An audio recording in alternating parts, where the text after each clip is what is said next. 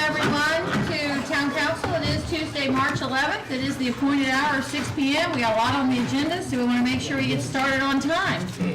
We have two items first. We have a prayer and a pledge. I'd like to call on Rich Robinson, the Deputy Senior Chaplain with the Coastal Crisis Chaplaincy, for prayer, and then Mr. Glasson, if you will lead the pledge. Thank you.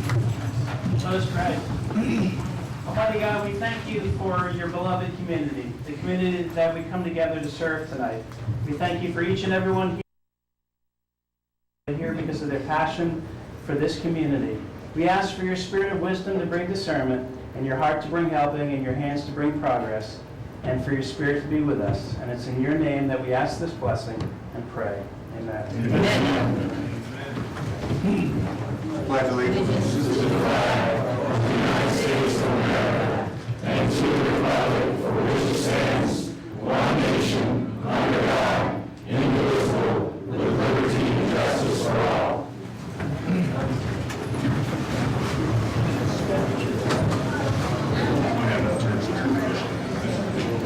Thank you very much. Mr. Pagliarini, are we in compliance with the Freedom of Information Act? Yes, ma'am, we're in compliance. Thank you. I need a motion for approval of the agenda. I guess. Have a motion and a second. Any discussion? All in favor? Aye. And the ayes have it. We have several public hearings. The first, I believe, Christine? Yes, ma'am. Good evening. We do have one planning public hearing. This is a public hearing to receive input on a request by the owner of an approximate 1.31 acre parcel of land on its Tract 1 located at 1543 Ben Sawyer Boulevard. This request is to amend the Town of Mount Pleasant Comprehensive Plan future land use map by changing the land use designation of the aforementioned parcel from urban corridor to high-density neighborhood. I will mention that we do not have a corresponding ordinance to this particular public hearing item on the agenda this evening. The associated request for the comprehensive amendment and the zoning amendment were deferred by the Planning Commission at their last meeting. However, we had already advertised for this particular public hearing, and so those recommendations should be coming to you this next month. Thank you, Ms. Farrell. There it appears we have two speakers signed up for this item. John Collins. If you are signed up to speak, I would ask you to come forward, and please keep in mind you have 2 minutes to speak, and if someone before you has already addressed your issue, please be kind for the sake of time. You'll come to the podium. Yes, sir. All the way down front. I'm John Collins. I'm in the adjoining property, the Simmons Point development. Mr. Popelka is planning on connecting to our Simmons Point PD. We're not entirely sure what that really means, but I'll be very, very brief. We approved the density. That's good. It's a lot less than that 21-unit plan he had. We would just like him to be sensitive to the fact that we have a lot of open land that we have as common land.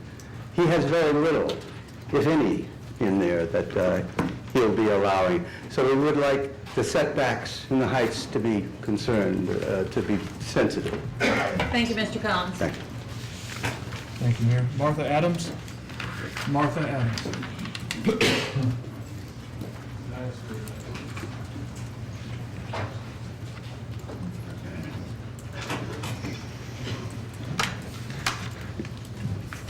My name is Martha Adams. I live at 409 Royal Avenue. I'm opposed to increased density. I think it's not what I signed up for when I moved to Mount Pleasant. And I don't know if maybe there'd been a disclosure when I was deciding to build my house about what the plans were for the Coleman Overlay District and that made a difference for me. It took me quite a while to get here because of traffic. I don't like traffic. I moved here from New York City. I like Mount Pleasant the way it is. And I'm concerned about traffic and density. Thank you very much, Ms. Adams. You're welcome. No one else has signed up to speak about this issue. With no further comments, this public hearing is closed. I have one more public hearing. Mr. Charlie Potts will handle this. Yes, ma'am, thank you. This is a public hearing to receive input on two items, tax or fee changes to become effective this coming July 1st, 2014. The first is a proposed increase in the stormwater utility fee from a current base residential rate of $30 to an equivalent residential unit rate of $60. And the second item, to receive public input to the business license rates, and those rates will be changing with a base fee increase of $15 and a rate increase of 33 cents per thousand. Now, that represents, the base fee represents an increase of $5 over the current, and the 33 cents is the rate per thousand. So, public hearing to receive public input. Thank you. We have one speaker, Mayor George Freeman.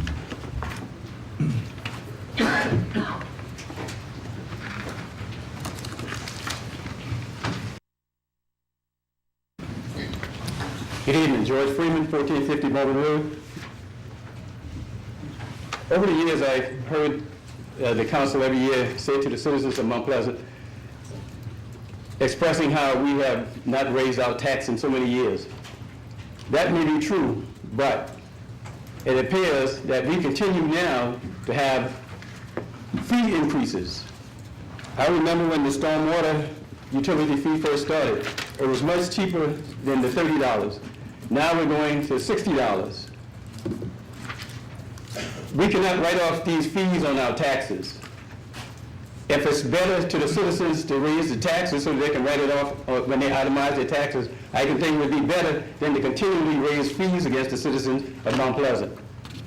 This is something that's of concern to me, because I'm saying is, if you continue to add these fees up, I'll be paying a lot of, may as well call it taxes and fees, but there's no way I can write it off and the taxes against my home.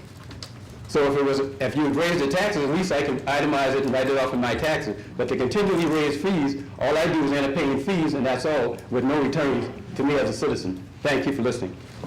Thank you very much, Mr. Freeman. We have no one else signed up for this item tonight. Is there any other discussion? This public hearing is closed. All right, next on the, I think we got some exciting stuff now. Some proclamations. That's correct, Mayor. Could you and council members join me out front?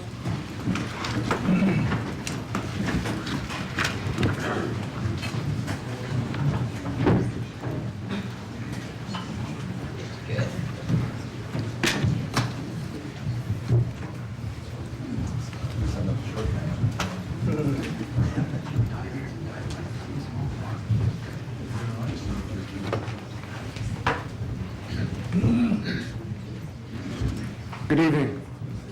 Donna Lee, are you present? Miss Donna, could you come forward with your Girl Scouts if you'd like as well?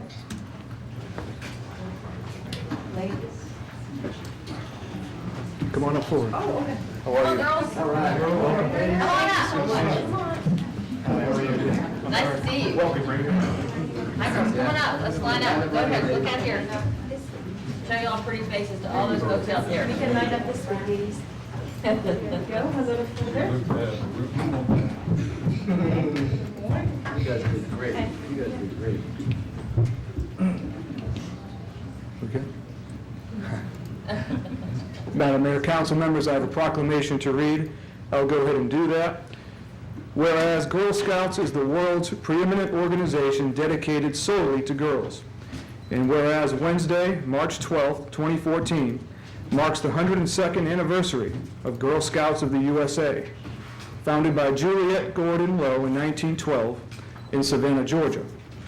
And whereas throughout its distinguished history, Girl Scouting has helped build millions of girls and women of courage, confidence, and character to make the world a better place. And whereas Girl Scouting takes an active role in increasing girls' awareness of the opportunities available to them today in math, science, sports, technology, health, and fields that can expand their horizons. And whereas more than 3.2 million Girl Scouts members nationwide will be celebrating 102 years of this American tradition, with nearly 50 million women who grew up participating in Girl Scouting and exemplify the impact of this amazing movement. Now, therefore, I, Linda Page, Mayor of Mount Pleasant, do hereby proclaim March 9th through the 15th, 2014, as Girl Scout Week, and encourage all citizens to observe this week in Mount Pleasant, South Carolina. Thank you.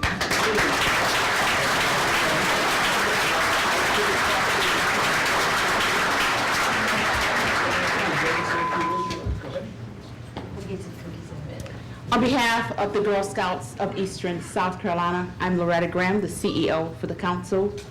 We really do appreciate the town of Mount Pleasant supporting the Girl Scouts as we continue to build girls of courage, confidence, and character.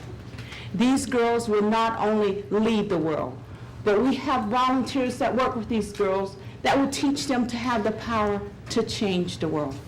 We thank you for everything that you have done, and we really do appreciate this observance of Girl Scout Week. Thank you very much.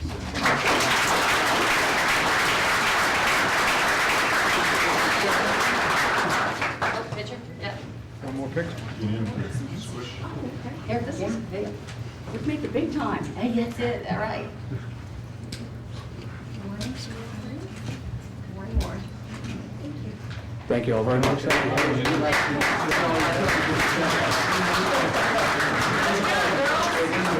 have cookies. All right. They have cookies. Madam Mayor, we like cookies up here, so thank you for the cookies, ladies. Thank you, Keep girls. up the great work. Thank you very much. Great job. Nice job. Thank you so much. I'm not leaving the kids' desk. They're good. Thank y'all for coming. Thank you. Congratulations.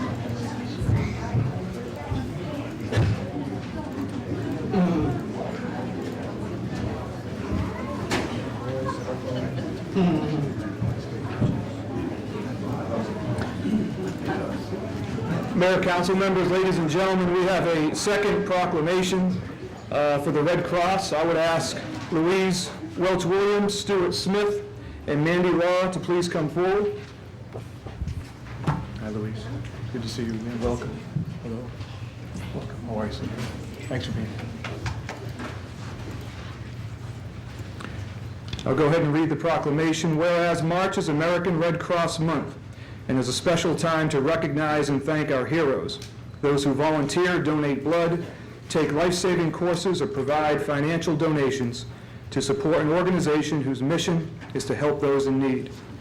And whereas the town of Mount Pleasant recognizes those who help individuals and families in need, whereas American Red Cross Palmetto, South Carolina region volunteers and employees respond to disasters and home fires every day, and whereas across the country, the Red Cross responds to nearly 70,000 disasters a year. It provides some 400,000 services to military members, veterans and civilians, collects and distributes crucial blood supplies, and teaches more than 7 million people first aid, water safety, and other life-saving skills and training. And whereas our community depends on the American Red Cross, which relies on donations of time, money, and blood to fulfill its humanitarian mission. Now, therefore, I, Linda Page, Mayor of Mount Pleasant, do hereby proclaim March 2014 as American Red Cross Month and encourage all Americans to support this organization and its noble humanitarian mission. Thank you.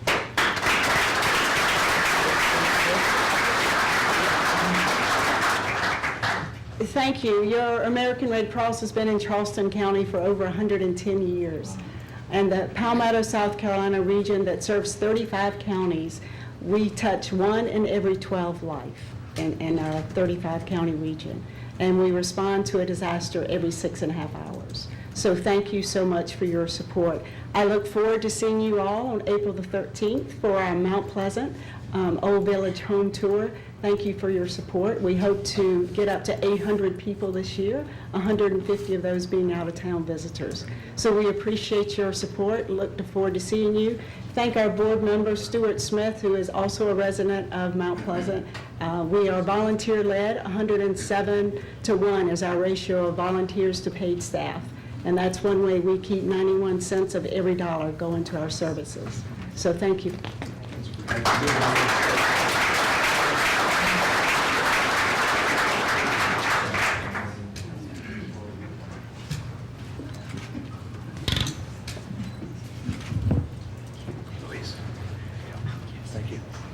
Thank you all very much. Thank you.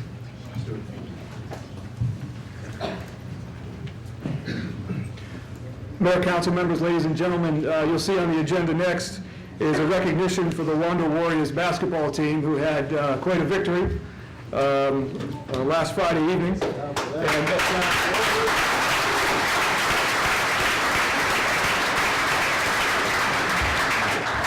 They at this time are still settling in from the victory and have asked if you would consider them next month at council. And so we've passed that along. So I'd like to ask two of our lifeguards, please, to come forward, Kenton Holden and Lewis Bales.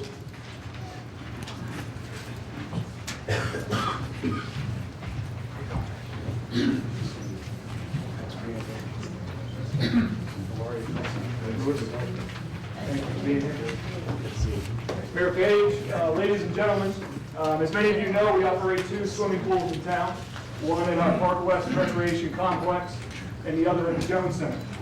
And I'm happy to report to you that we had something truly extraordinary happen in the middle of January 18th to be exact.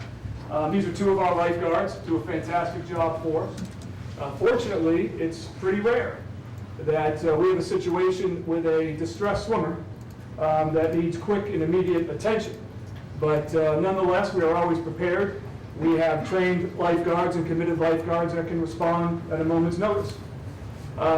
January 18th, in the afternoon, within 30 minutes of one another, we had two situations where we had two 6-year-old girls in distress. And these two gentlemen, these two young men, saved their lives. And it was an extraordinary accomplishment. The first one happened, I believe, Kenton, you were involved in this one where we had by the way, the pool was very crowded that day. I believe there was actually, in addition to a crowded pool at the Jones Center, there was actually a birthday party of 25 or 30 other children in the pool. And I think we can all understand that when the pool is crowded like that, the risk level tends to go up, and things can happen. There was one 6-year-old girl, and she had found her way into the deep end of the swimming pool. And she panicked, was grabbing, was struggling to keep her head above water. And Kenton noticed it right away. He put his training to use, entered the water immediately, rescued the girl, and extracted her to safety. 30 minutes later, at the same pool, Lewis had another situation where there was a different child who was in the shallow end who lost her flotation device. And similar thing happened. The child panicked, was struggling to keep her head above water. Lewis responded quickly, got into the water, rescued the little girl, and I'm proud to report that both of the children are doing fine. They did not require any additional medical treatment. And I think it's safe to say that these two gentlemen turned what could have been two tragedies into two life-saving events.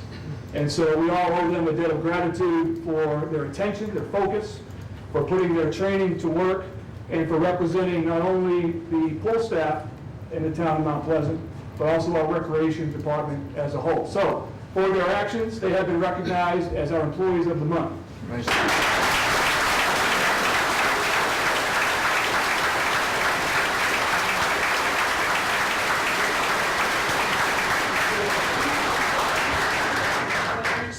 Oh, there we go.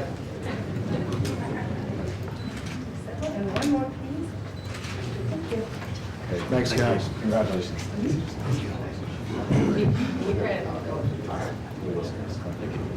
Thanks, guys. Thank you. Here you go, guys. Thank you. Problem?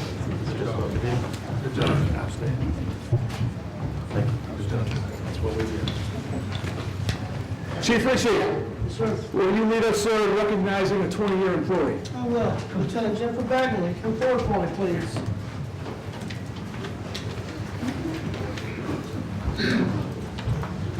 have the honor and the privilege of recognizing Lieutenant Backman for 20 years of service in Mount Pleasant Police Department. She began her career in 1994 working patrol. Then she went to work for the schools.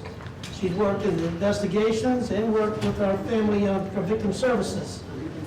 Throughout her career, she's moved up through the ranks, making corporal and sergeant, to her current rank now as lieutenant. As a lieutenant, she's our watch commander, which covers just about everything in the town. She'll attend an HOA meeting, up to handle critical incidents. And I trust her to handle everything expertly with the 20 years of training that she has. 20 years anywhere, I think any job is a feat in itself, but in law enforcement and being a parent and doing other things in your life, that's a huge accomplishment to be one place for 20 years. We really appreciate your service, your dedication, and I look forward to much more. Congratulations.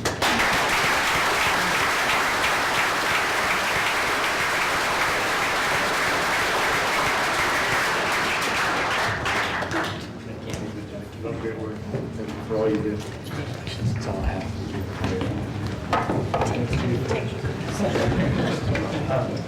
There, the mayor has the cookies. Yes.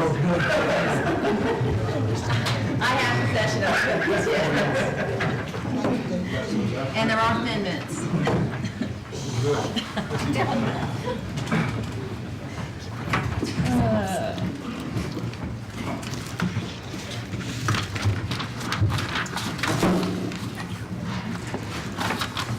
That's the good stuff. Item number 6, approval of the minutes from the February 11th, 2014 Town Council meeting and the February 2014 financial statement. So moved. Second. Have a motion and a second. Any discussion? All those in favor? Aye. Ayes, and the ayes have it. Item number 7, correspondence and public statements. Yes, Mayor, thank you. The first speaker is Richard Singleton Jr.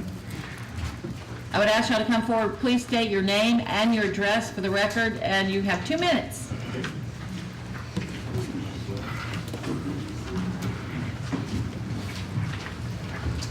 Hi, my name is Richard A. Singleton Jr. I live at 324 7th Avenue, but I also have a house with my sister at 110 May Lane.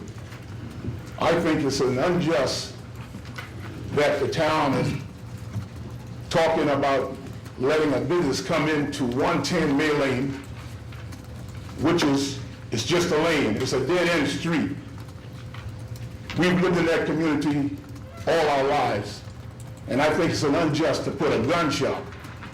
There's so much violence out here today that y'all would grant someone this license or whatever it may be, or permit, to put a gun shop at 110 May Lane.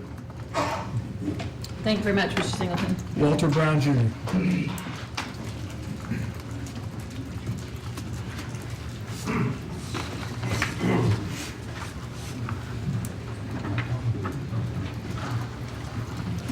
I am Walter G. Brown Jr. I reside at 437 Venning Street, the Old Village. Mayor Linda Page, Town Council. As a 48-year resident of the Old Village, I deem it necessary to voice my concern about discussion to open a gun shop in our neighborhood. I understand and appreciate any person wanting to become a small business owner. However, I strongly oppose allowing such an establishment to open within our historic community. It is my hope that you reconsider zoning laws that would allow weapons capable of mass destruction to be sold within feet of residences. In addition, the business would be less than 1/2 mile from multiple churches, 2 child care operations, Nutri-Middle School, 2 banks, a mental health practice, multiple bars, and a county library.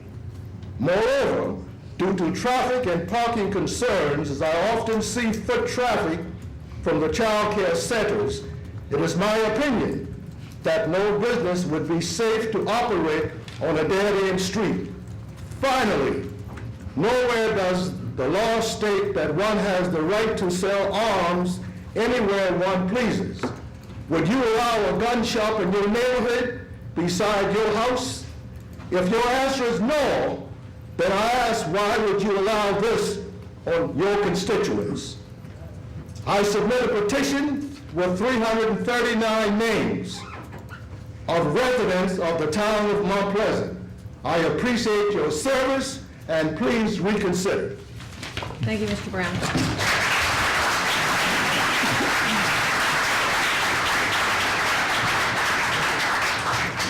Jimmy Bagwell.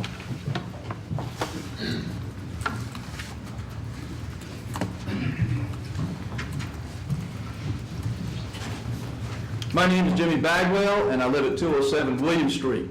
I'm actually here to talk about two things tonight, and the first thing I want to mention is the fact that I want to congratulate the Planning Committee, I want to congratulate the Planning Commission on working so quickly to amend the overlay district provisions. I think that what they have passed will go a long way toward limiting the density in that area, and I think they're very positive. The only thing I see negative in their recommendations is the one-way streets, the narrow rights-of-way, the 21-foot right-of-way. As Ms. Farrell said, she said, if you approve that, that is all you're going to get. And any proposed development is going to look for a way to increase that density, and I believe they can do it with those one-way streets. So I'd urge you to pass the recommendations with the exception of the one-way streets. The other thing I'd like to speak about is the proposed gun shop on May Lane. I actually delivered newspapers on May Lane when I was 10, 12 years old. I delivered papers down there when it was a dirt street. If you've been down to May Lane and seen it, as Walter Brown said, it is a dead-end street.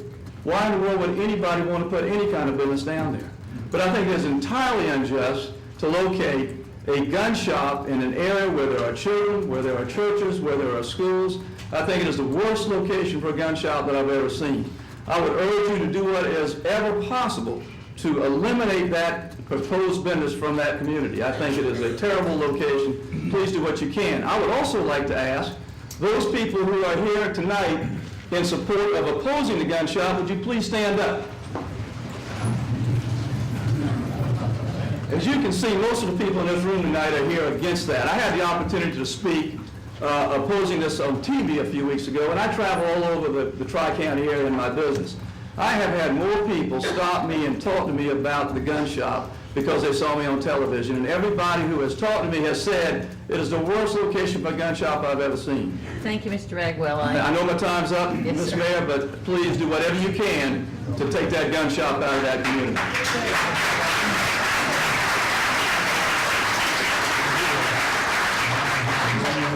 Ethel Flood.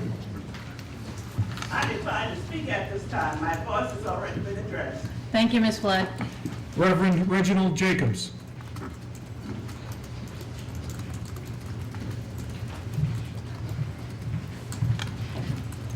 I want to say good evening. My name is Reverend Reginald Jacobs, and I serve as pastor of Friendship AME Church. We're located at 204 Royal Avenue, and we're located right in the village.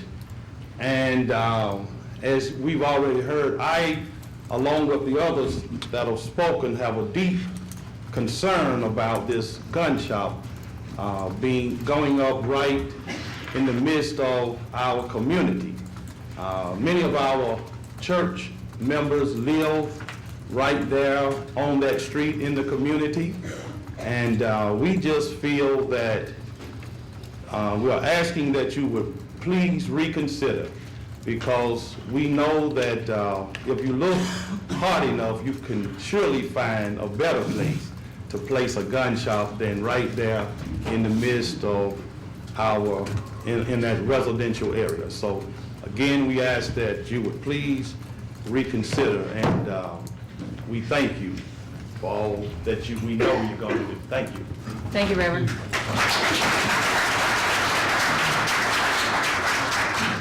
Johnny Wright.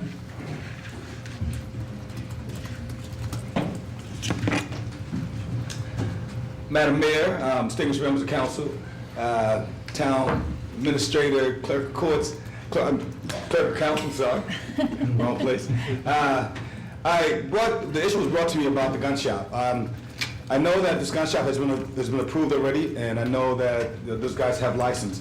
What I'm asking for, aside from that's been already spoken, I'd like to, hopefully, of consideration, to maybe block the wall from that commercial business on Rose Lane, so that business will no longer exist on on May Lane, so that business will no longer exist on May Lane, and possibly with an entryway coming off Coleman Boulevard or Wildren. And that's what I like to propose as a solution to if the gun shop's already approved, my solution would be to block the entire commercial business from May Lane, which is now passable to 2-lane traffic, and have it entered from Coleman Boulevard.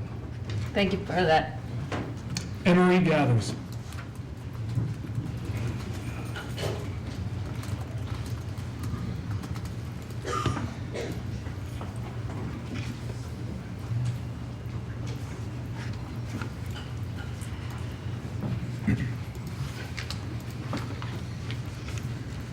Madam Mayor and council members, my name is Emery Gathers.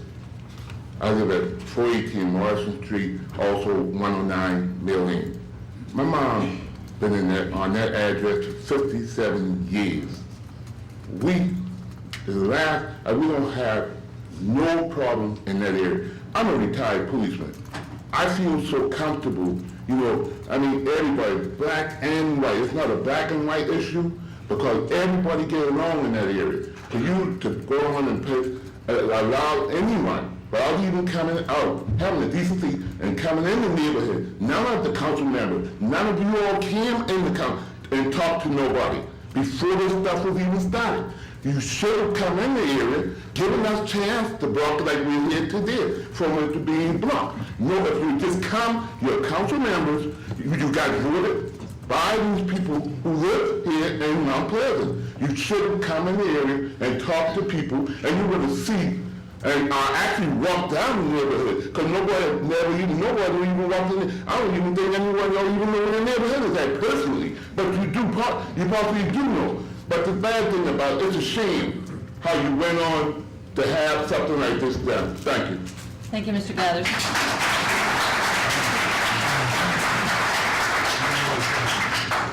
Master Wahoo Rahman.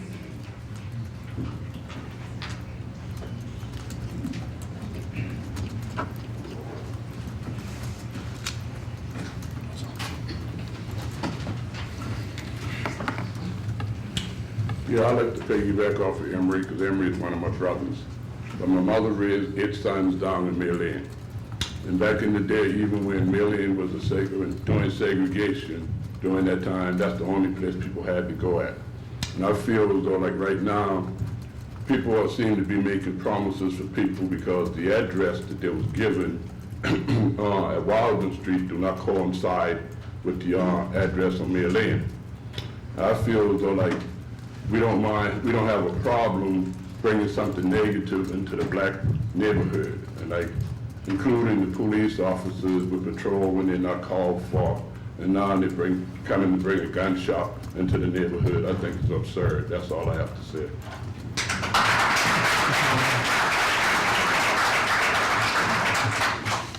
Thank you very much for your comments.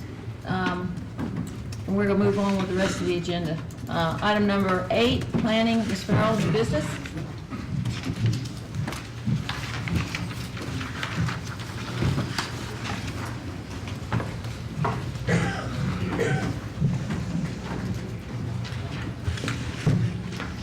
Good evening.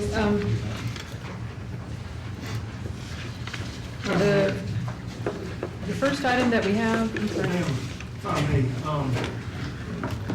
I don't want to kick any advance, but all these people are here, and I think there might be a misunderstanding or a disconnect, or maybe an opportunity for an explanation on this gun shop and what our choices are as a body. If we could take the time to explain what we can and can't do, if that's possible, I would like to do that while all these people are here.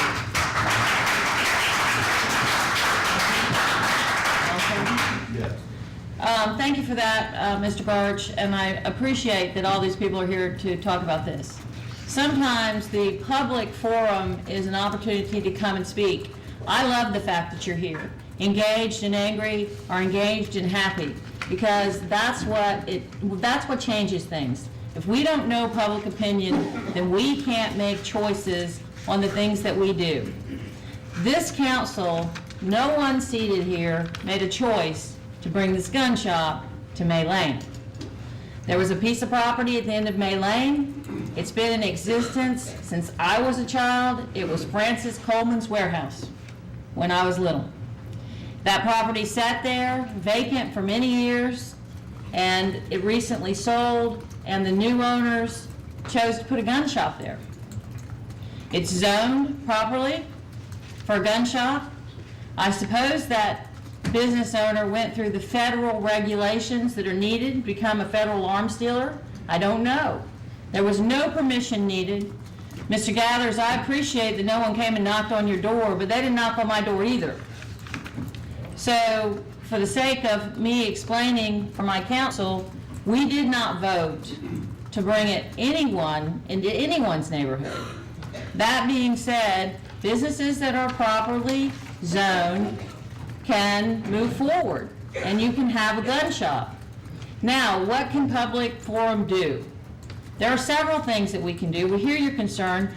Prefer that the business owner would reach out to the other private property owner and try to come to solution like Mr. Wright suggested. That's not this council's duty. That's two private property owners who have to come together, and hopefully they will, for the voice of the community. The other issue we face is we could also talk about a further ordinance in the future. Perhaps this has shed light on an issue that there are vacant properties that are commercial within residential neighborhoods, and perhaps in the future we could change zoning to say if you want to put a gun shop or a tattoo parlor or e-cigarettes or whatever you might find offensive, but obviously you can understand that's very far-reaching for a mayor to recommend for a council to do. So that's my explanation.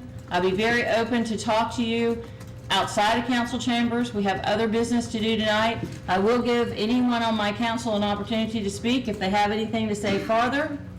Other than that, we do have to move forward for all the other people that are here tonight. Mr. Garch, does that satisfy? Thank you, man. You knocked it out the park. I agree. Thank you for explaining to them, at least letting them know what the situation is. Is there any other council member that would like to address this? I would. Ladies and gentlemen, thank you for coming out. I want to assure you that there was never a vote on council about anything to do with the gun shop. In fact, people who apply for business licenses for different kinds of commercial businesses, we aren't notified that that's going on. First I heard about a gun shop, frankly, was in the last really 2 or 3 weeks. And that's because apparently the gun shop owner, who I do not know, complied with the applicable statutes and ordinances and so forth. But I want to tell you this, if I lived in that neighborhood and I heard that there was a gun shop opening down the street, I would be having a fit myself. And I don't begrudge any of you guys for having real concerns about that. But the question is, how do you go about effecting some change? You know, I don't know if you've done this or not, but perhaps a neighborhood delegation can track down the owner, whoever it is, and have, first thing is maybe have a meeting. And usually you find that happy neighbors make for good salespeople, and unhappy neighbors make for really lousy salespeople. And if I was moving into a neighborhood, especially with a commercial business, I'd want my neighbors to be, frankly, if not pleased that I was there, not actively unhappy that I was there. So I hope that those of you in that area know how to organize, and I hope that you go and seek out this gentleman, and then really impress upon him that on a voluntary basis, there are things that he could do, such as the erection of fencing material or something else. As a government, I don't think we can sort of come in, at least I'm not aware, and arm wrestle. We can certainly, if he's listening on the TV, I hope you work with this neighborhood, and I mean that. So that's my statement, Mayor. Thank you. Thank you, Mr. Nichols. Is there anyone else on the council who would like to speak to this issue before we move on with planning new business? Thank you, Madam Mayor, for allowing this discussion to happen. I think, as you said, it's important that we hear the voices that are out and that we represent. Thank you. Thank you very much. We hear you. If you've come to speak on this issue, if you'd like to leave before we finish the rest of the council meeting, that's fine. I think most of you have my cell phone. You're welcome to call me. We can talk about it any time.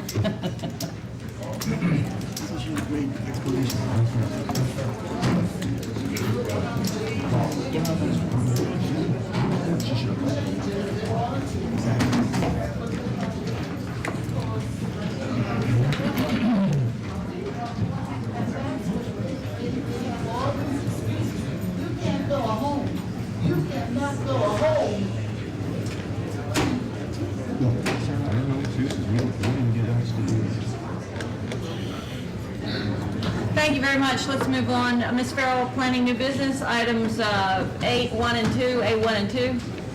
Yes, those items A, 1, and 2, the first of which is the annexation of a property known as 1135 Chuck Dolly Boulevard, which has been recommended for annexation by your annexation committee. First reading of items 1 and 2. Second. I have a motion and a second. Any further discussion on this? All in favor? Aye. And the ayes have it. First reading, ordinance number 14017, an ordinance providing for the annexation of approximately .632 acre parcel of land located at 1135 Chuck Dolly Boulevard, identified by TMS number 532-08000099.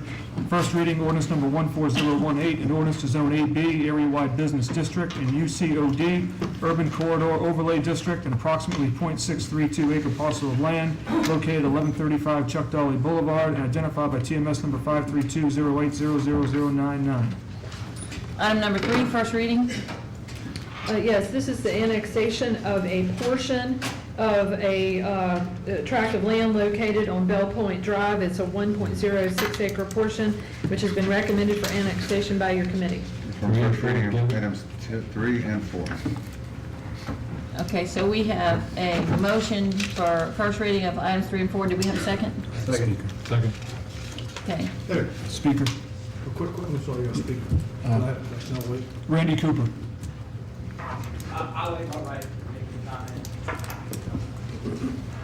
Discussion? Yeah, it says 1.06 acres of an approximately 9.37 acre parcel. Is the remainder of that in the county?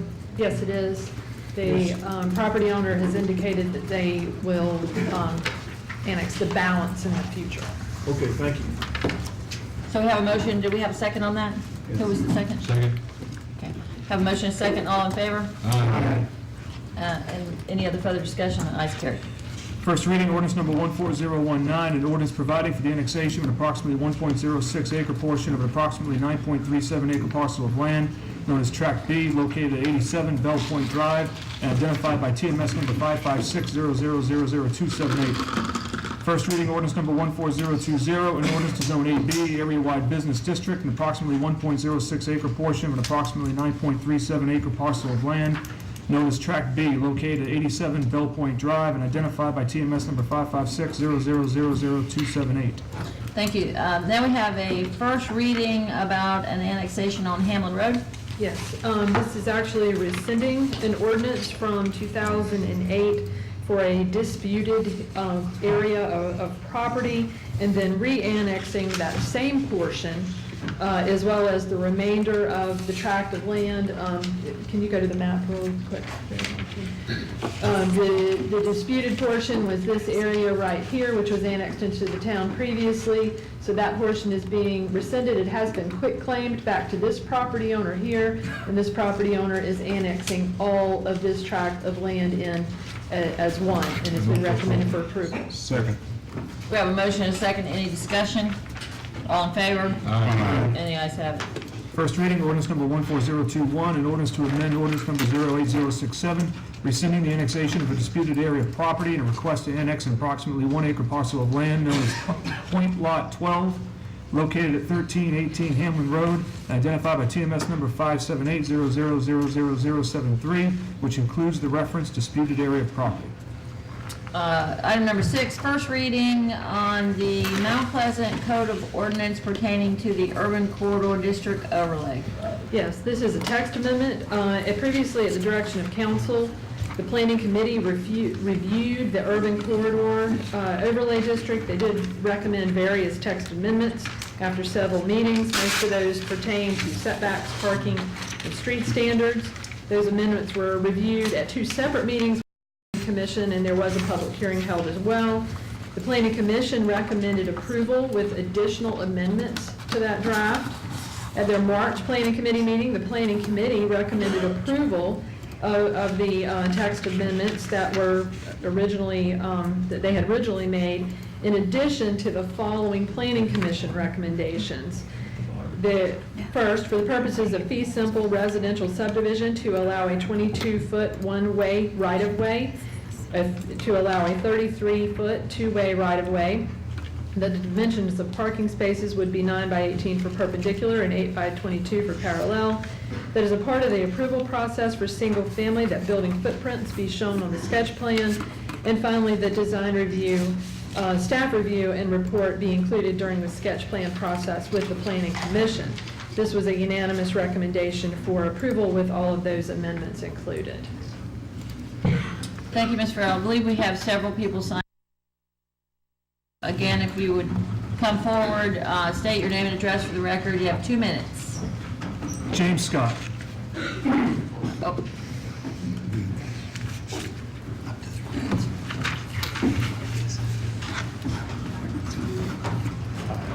James Scott, 506 Royal. Mayor, members of council, thank you for the time tonight. I'll be brief. I would just like to encourage you all to vote in favor of this. This has been a very controversial issue, as you all know. We certainly appreciate the hard work that the committee and that you all have done with this, and the town staff as well, in looking at these concerns. I think they'll go a long way. The setbacks, the required 2 parking spaces will go a long way. The one change I might suggest is that in the Planning Commission had recommended the allowance of one-way streets. And as was brought up in the by Christiane Farrell, that's basically guarantees that from here on out, all developments in the overlay are going to have one-way streets, and that's going to has the potential to create bottlenecks and whatnot. If you take a look, for instance, at Earl's Court, which I think everybody's familiar with, that one-way street, with 26 homes, has the potential to dump as many as 50 cars every morning out on Hibben Street. And I think what you're going to see with this potential is that there's the potential for that to happen throughout Coleman. I would suggest maybe respectfully that you guys maybe consider saying one-way streets are allowed for developments that have maybe less than 10 houses or 8 houses. That way, it's a small parcel, and it doesn't have that. It's not going to overwhelm the surrounding neighborhoods with that. I know my time's up, but I would again just thank you for the time. Thank you for making these changes, and I would urge you to please vote in favor. Thanks. Glenn Maddox.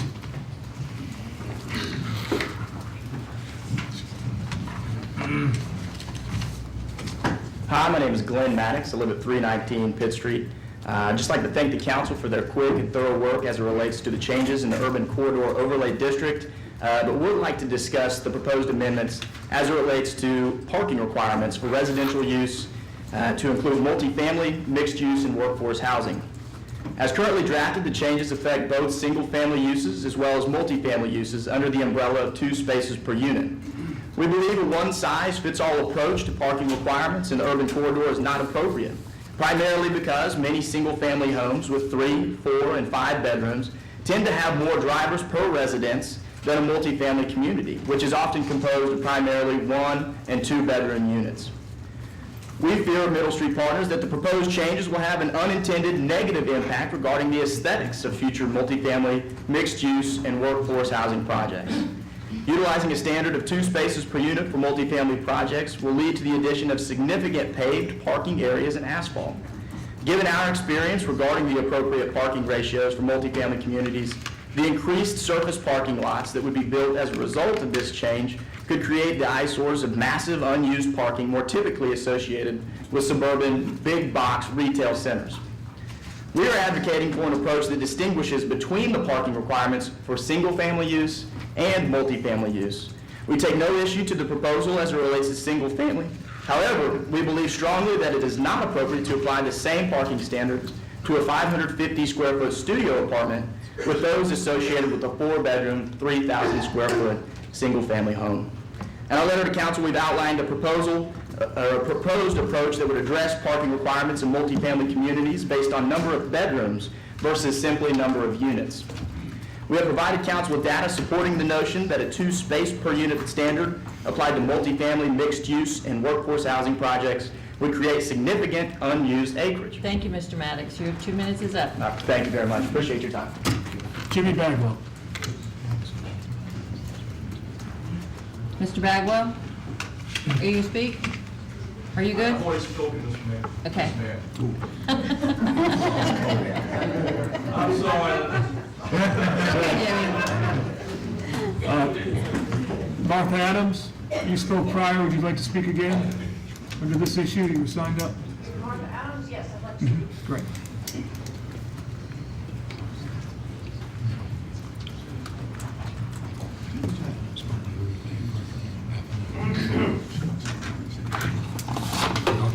Martha Adams, 409 Royal Street. Mayor Page and council members, thank you for the attention that you have paid to our concerns about the Coleman Overlay District. I really appreciate the changes that you're considering making, and I like Mr. Scott's suggestions about one-way streets and the size of the plot of development.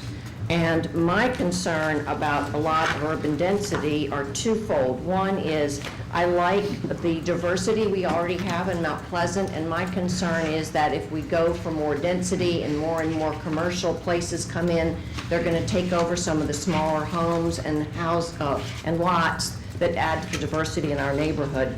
Second, I'm in favor of maintaining the character of Mount Pleasant now as we have it, and I really don't like the look of the boulevard, and the idea that our neighborhood is going to start to look like Myrtle Beach does not appeal to me. So I'm in favor of carefully choosing what we allow to be built.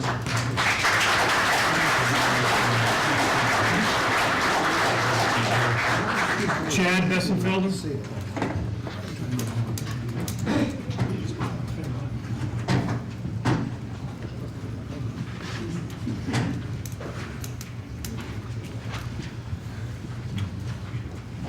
Good evening. Good evening. My name is Chad Bessenfelder, and I live at 114 Latitude Lane in Mount Pleasant. I'm going to show a couple slides here. Keep in mind, you have 2 minutes, sir. Thanks, Chad. You can go ahead. This is a book that we read a lot during our work that I do. It's 3 Essential Rules of Urban Design, and number 1 is build up to the sidewalk. This is a house in Ion on a one-way street. The street is 17 feet wide with 1 sidewalk. This is a house that was built in design factor of building downtown in Old Village. This would be banned if you approve those changes to the overlay district. This is a house, this is one of my favorite houses down on Pitt Street. This house doesn't have an off-street parking spaces. It uses on-street parking spaces. If you have 2 parking spaces, these little cottages would be discouraged in the overlay district, or even outlawed. This is probably one of my favorite buildings in the Old Village. We all know this post house. This is actually, the photo of this is hanging in the reception room at the Planning Commission office. This is probably the most photographed building in Old Village. And it's right up to the sidewalk, it has shared parking. It doesn't have a parking lot. This is urban design, this is smart development. It would be banned if the changes were approved. Please go for it. This is a house in Ion. Go ahead. Go ahead, next slide. Here's another house in Ion. That would be banned. Actually, this is in the Old Village. These are 2 buildings in the Old Village that would not be allowed if the setbacks are approved tonight, the changes. Please go ahead. This is a photo of Ion. I live in Ion. I love Ion. This is a great place. People feared Ion when it first started too. This would be banned. And I think here's another house. This house is 1,150 square feet. It's a little cottage in Ion, held up to the corner, balconies over the sidewalk. Thank you, Chad. This is a beautiful corner. Thank you. We appreciate your illustrations. Your 2 minutes is up. All right, thank you. Carol Tiki?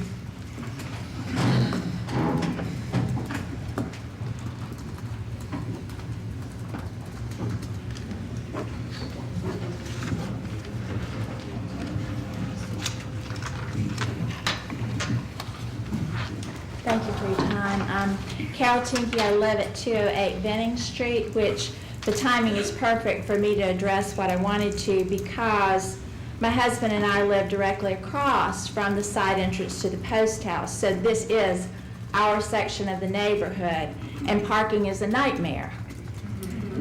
There are so many times of the day when groceries are unloaded from over a block away. You know, that area, it's a quaint area, it's different, it may even be unique, but it evolved. It was not planned or designed. As we know, those streets were cut, the properties were cut over the years, and this is what happened, which in no way leads to good design emulating that. The setbacks, I feel like on On the apartment house on the corner, it's dangerous. There are no setbacks. It's right on the corner. Children play, cars can't see. So there's no reason to pick and choose areas of the village to copy and say that this is the way that we should be designed. It's difficult. We coexist. It's a wonderful place to live, so I can't really complain, but it's not something to copy and perpetuate. And let's see if I have anything else. I served for 5 years on the Old Village Historic District Commission, so I know what it feels like to step back and take a look, because that commission evolved because the commission had some areas that needed to be addressed. I want to thank you for addressing these areas. I'm also concerned about the narrow one-way streets, and I would ask you to continue working to protect the jewel that we have in the Old Village. Thank you, Ms. Tinky. Thank you. Thank you for your service.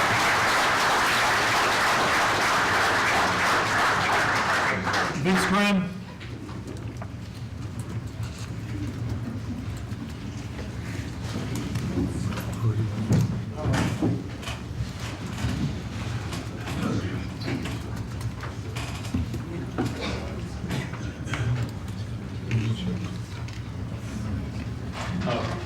Madam Mayor, I asked if the slides could be pulled back up. The chat was showing, I had some at the end of that I would like to show. Certainly, you have 2 minutes, just like everyone else, Vince. Thank you. Thanks. Sorry. Yes. Thank you. I'm Vince Graham. My office is at 414 Wilden Street. I'm with the Iron Group.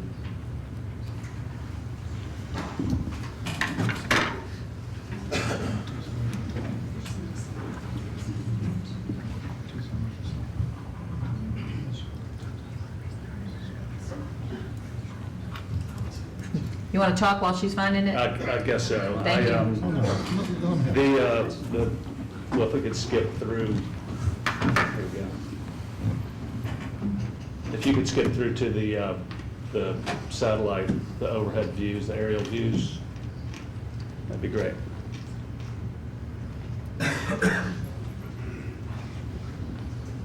Okay, that's it, right there.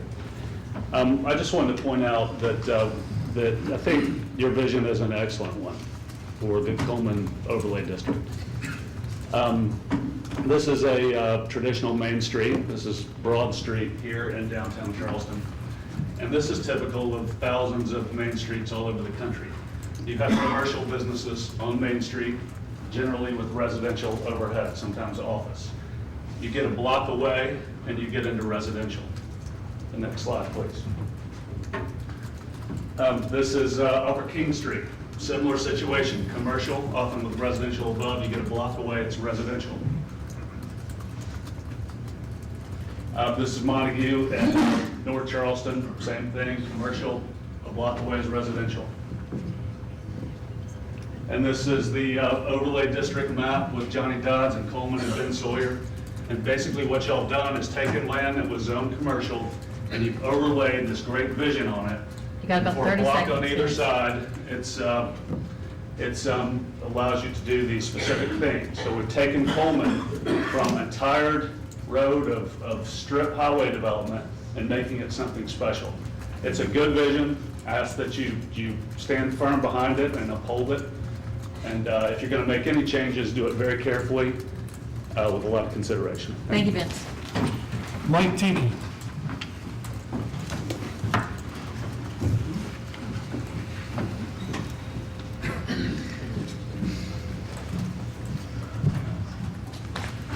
Madam Mayor, Council, thank you so much for your consideration of this. We're in support of the changes that have been voiced here, in addition to the support of Mr. Bagwell's recommendation to eliminate the one-way street.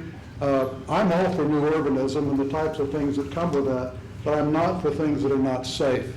And the idea of having houses right on the street, I can tell you that 208 Venning where I live, I've called the city numerous times recently because when you pull out, almost you get hit, and if bicycles are pulling out, which they're commonly throughout the neighborhood, or people pulling wagons, et cetera, it's just not safe.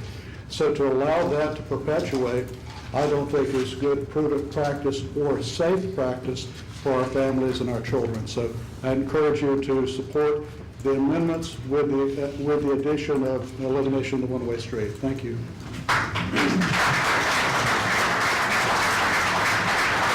Bill Eubanks.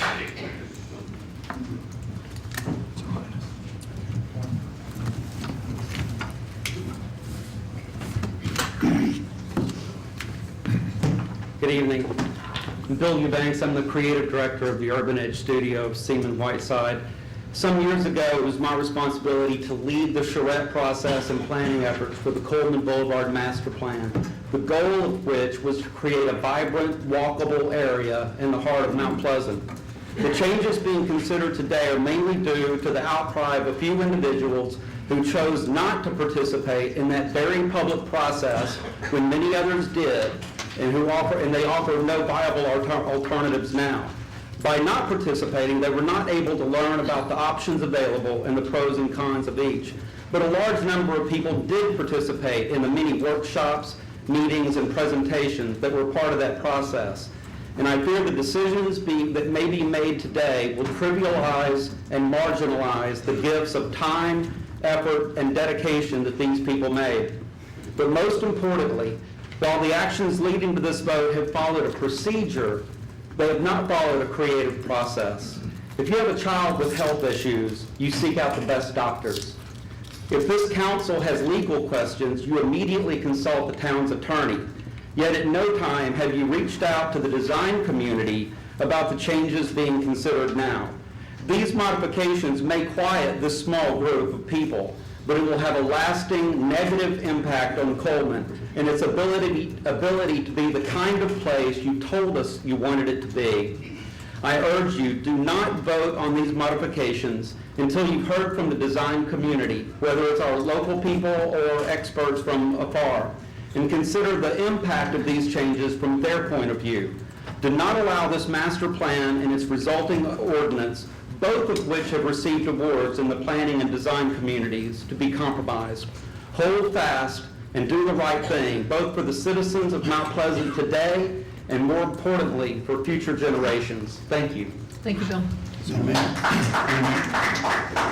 I'd just like to make a quick comment, just a fast comment. For a point of order, we do not have a motion, we do not have a second before I open it up for discussion. Wayne? Is that all the speakers, man? Yes.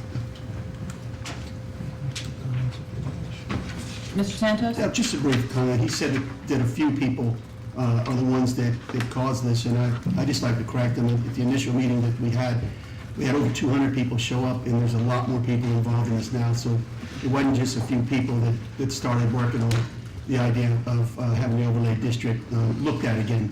And I want to thank the Planning Commission for doing that. You did a great job with that.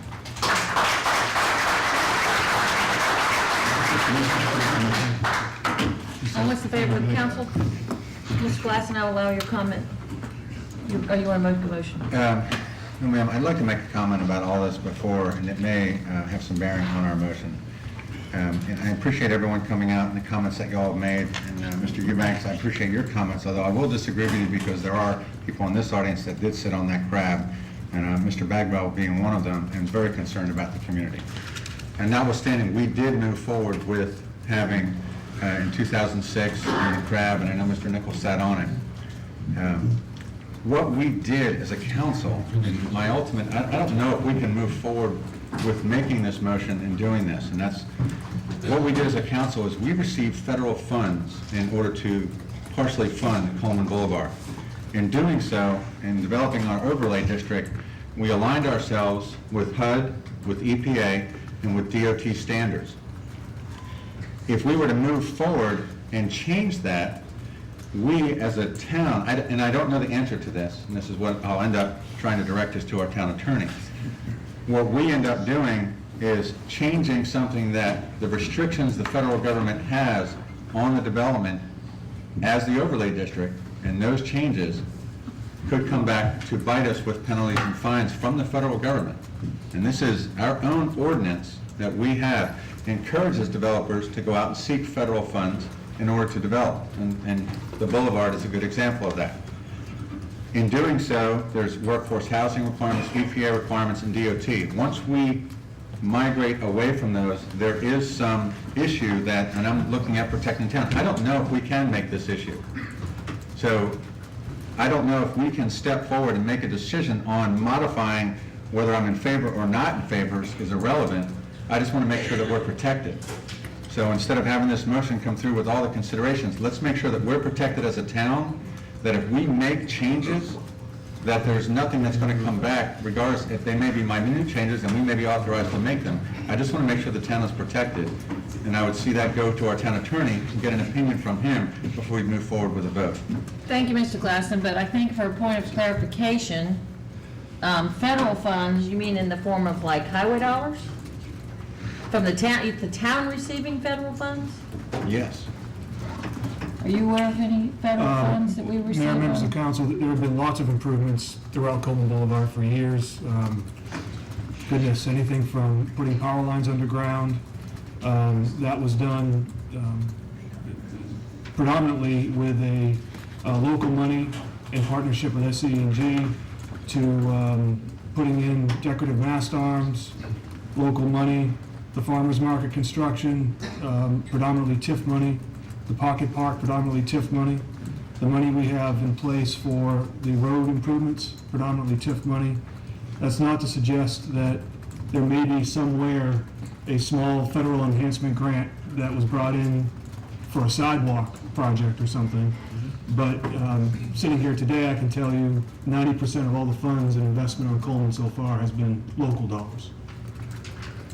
And I didn't know the answer. No, Mr. DeMore, you and I spoke earlier today about it. I just want to make sure that as a town, as a council, we represent the people and listening to them what they want.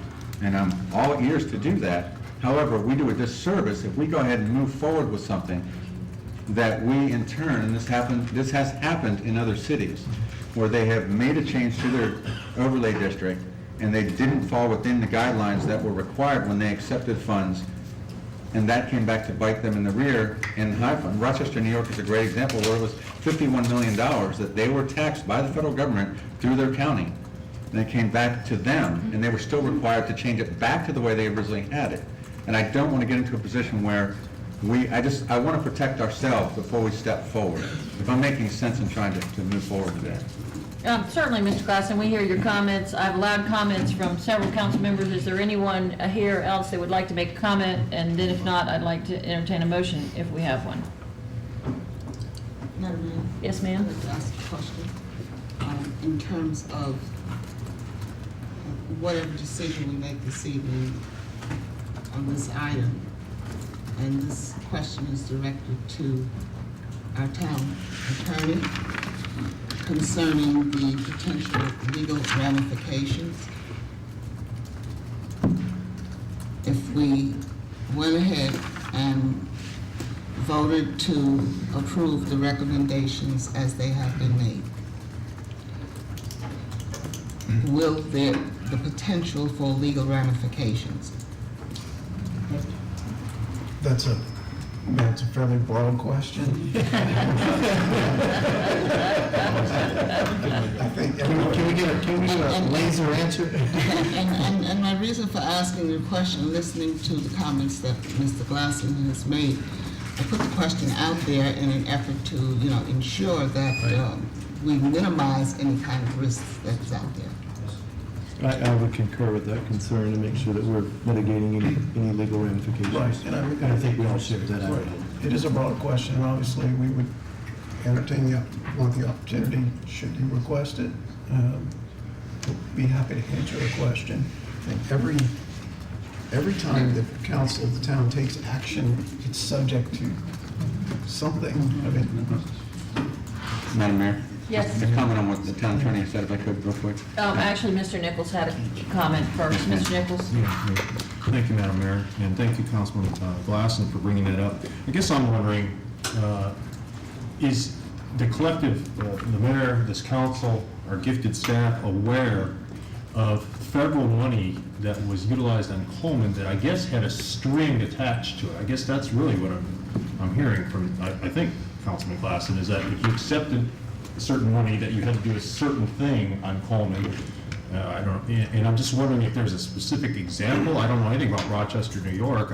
Well, I don't know, to get into a long-winded discussion, I don't know the details of the strings, as you call them. What I do know is that inside of, if you would go to the HUD website, there is a requirement that, and I've done this, when this was brought to my attention, I'm like, well, we could really put ourselves in a predicament if we move forward.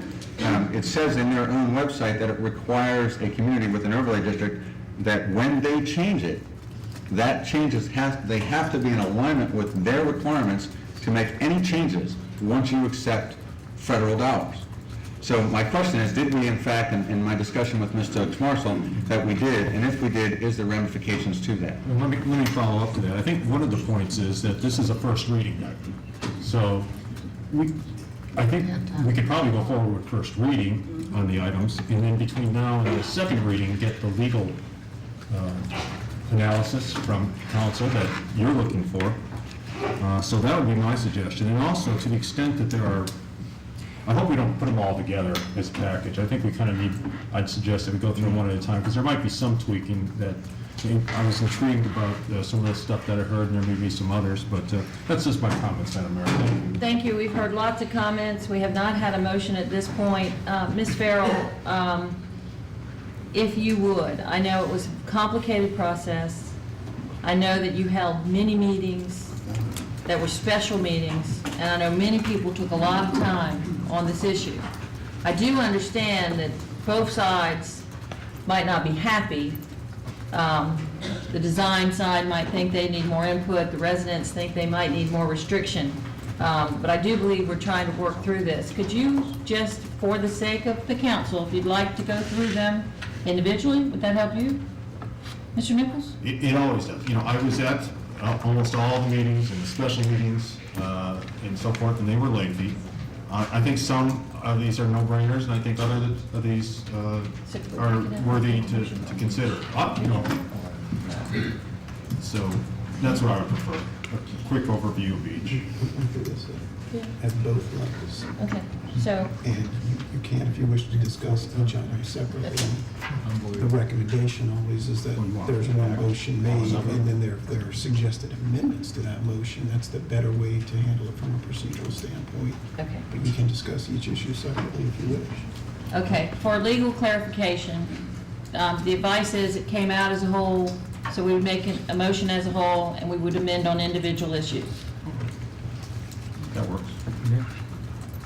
Everyone good? Yep.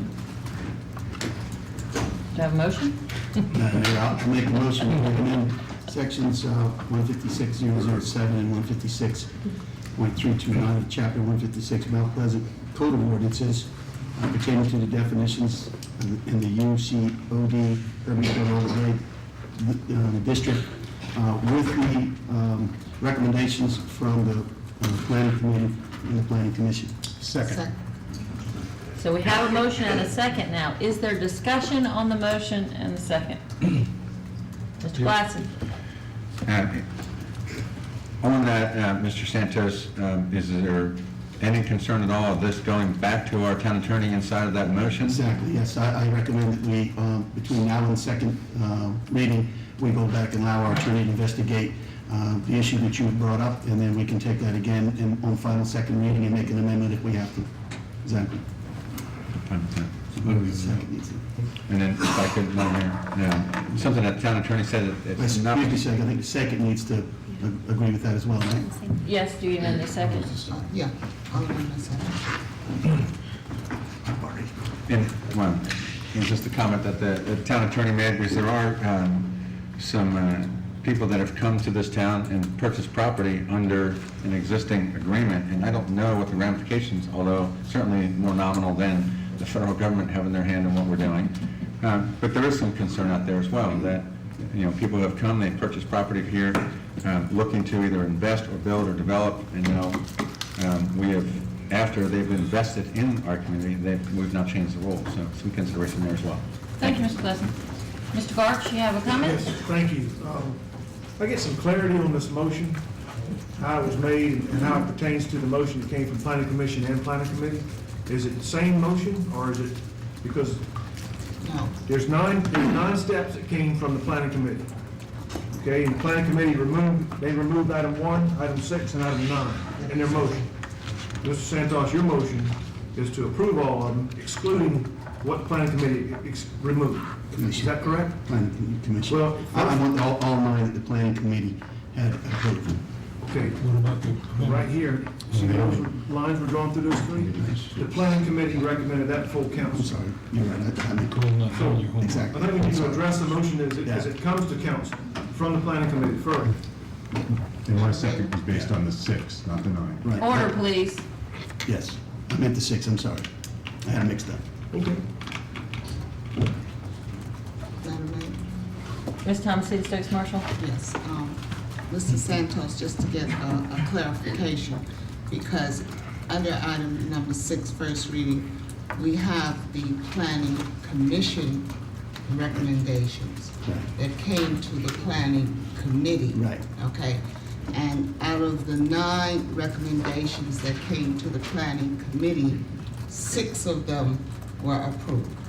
If you notice on the agenda, items 1, 6, and 9, the line has been drawn.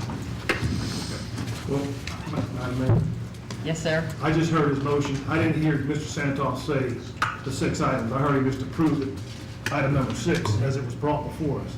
And that's not the same motion that came to town council from the planning committee. And that's not my understanding of what my second was. I thought, was under the impression that he was referring to the motion or the recommendation that came out of the planning committee with the 6 items. All right, I want to make sure Mr. Santos is clear of that, because he might be for all 9 of them. Or he might be opposed to all 9 of them. Mine was for the recommendation of the planning committee. Okay. The planning committee. Right. So that would be the 6 items. Your committee. Okay. Then my second stands on that. Okay. We have a motion and a second on the table as it came out of planning committee to full council. Any other discussion? I do have a question. Wait, order, Mr. Glassen? Which includes, for clarification, going back to our town attorney before second reading.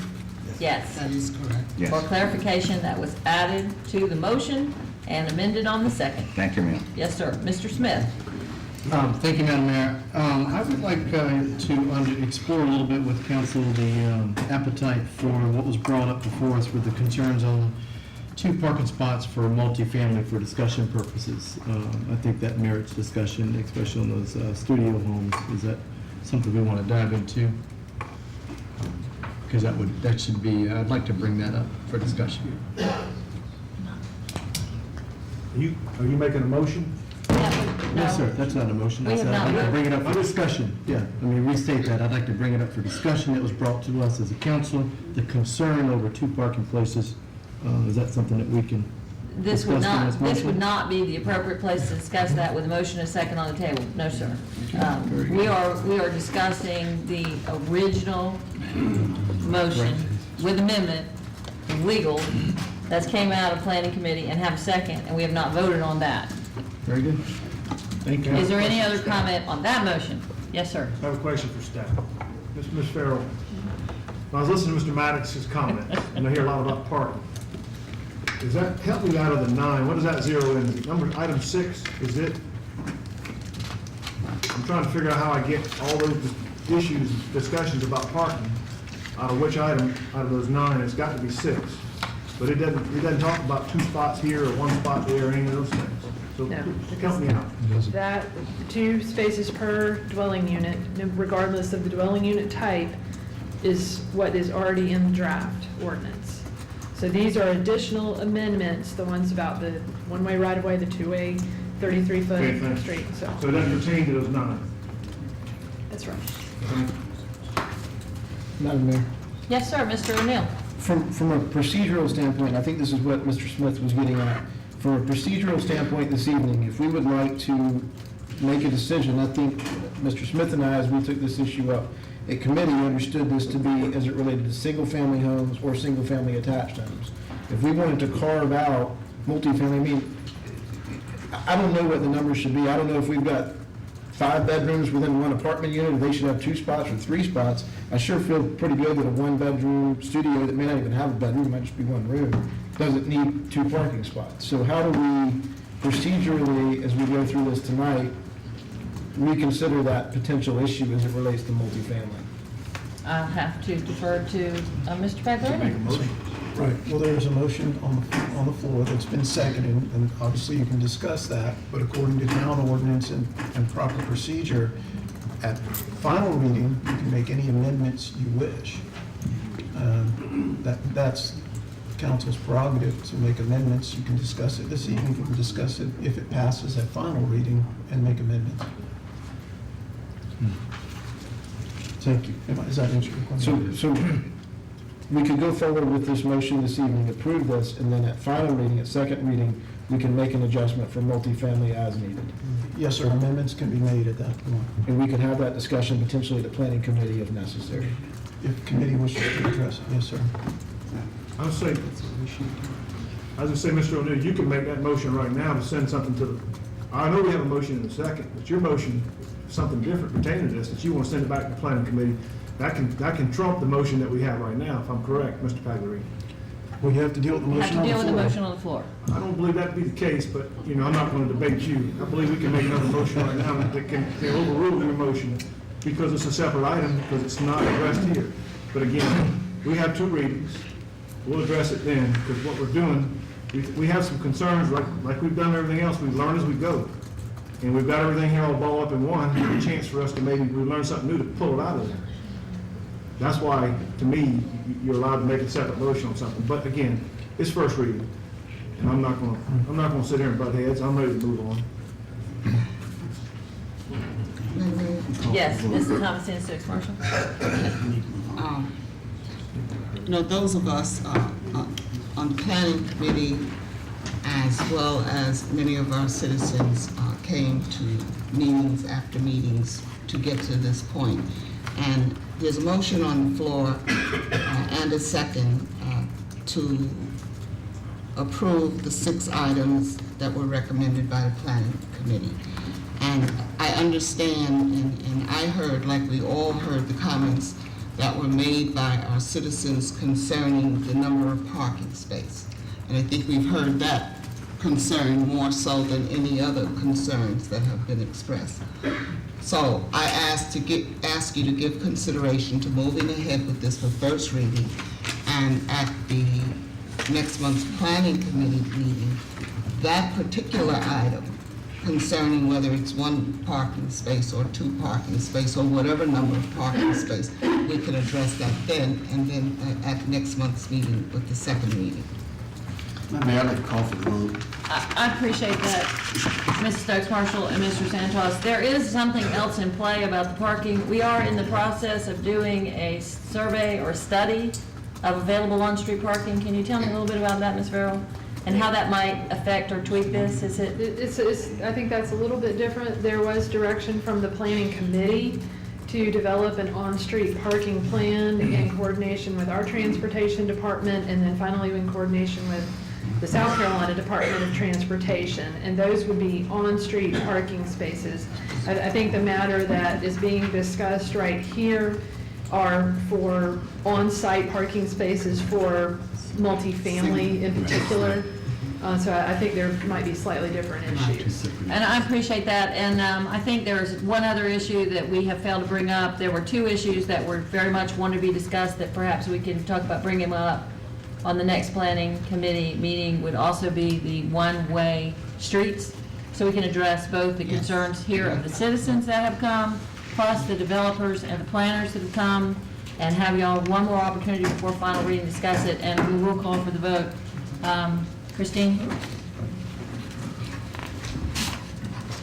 We have a motion and a second. Everyone understand what we're voting on? Mr. Carrier? Yes. Mr. Carrier votes yes. Mr. Garge? Aye. Mr. Garge votes yes. Mr. Glassen? Aye. Mr. Glassen votes yes. Mr. Nichols? Yes. Mr. Nichols votes yes. Mr. O'Neill? Yes. Mr. O'Neill votes yes. Mr. Santos? Aye.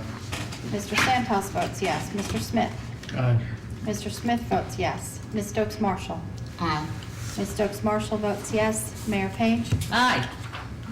Thank you very much. First reading, ordinance number 14022, an ordinance to amend section 156.007 and 156.329 of chapter 156 of the Mount Pleasant Code of Ordinances pertaining to definitions in the UCOD urban corridor overlay district respectively. Yes, ma'am. Before we move on, this, we got one out here. This is halfway, because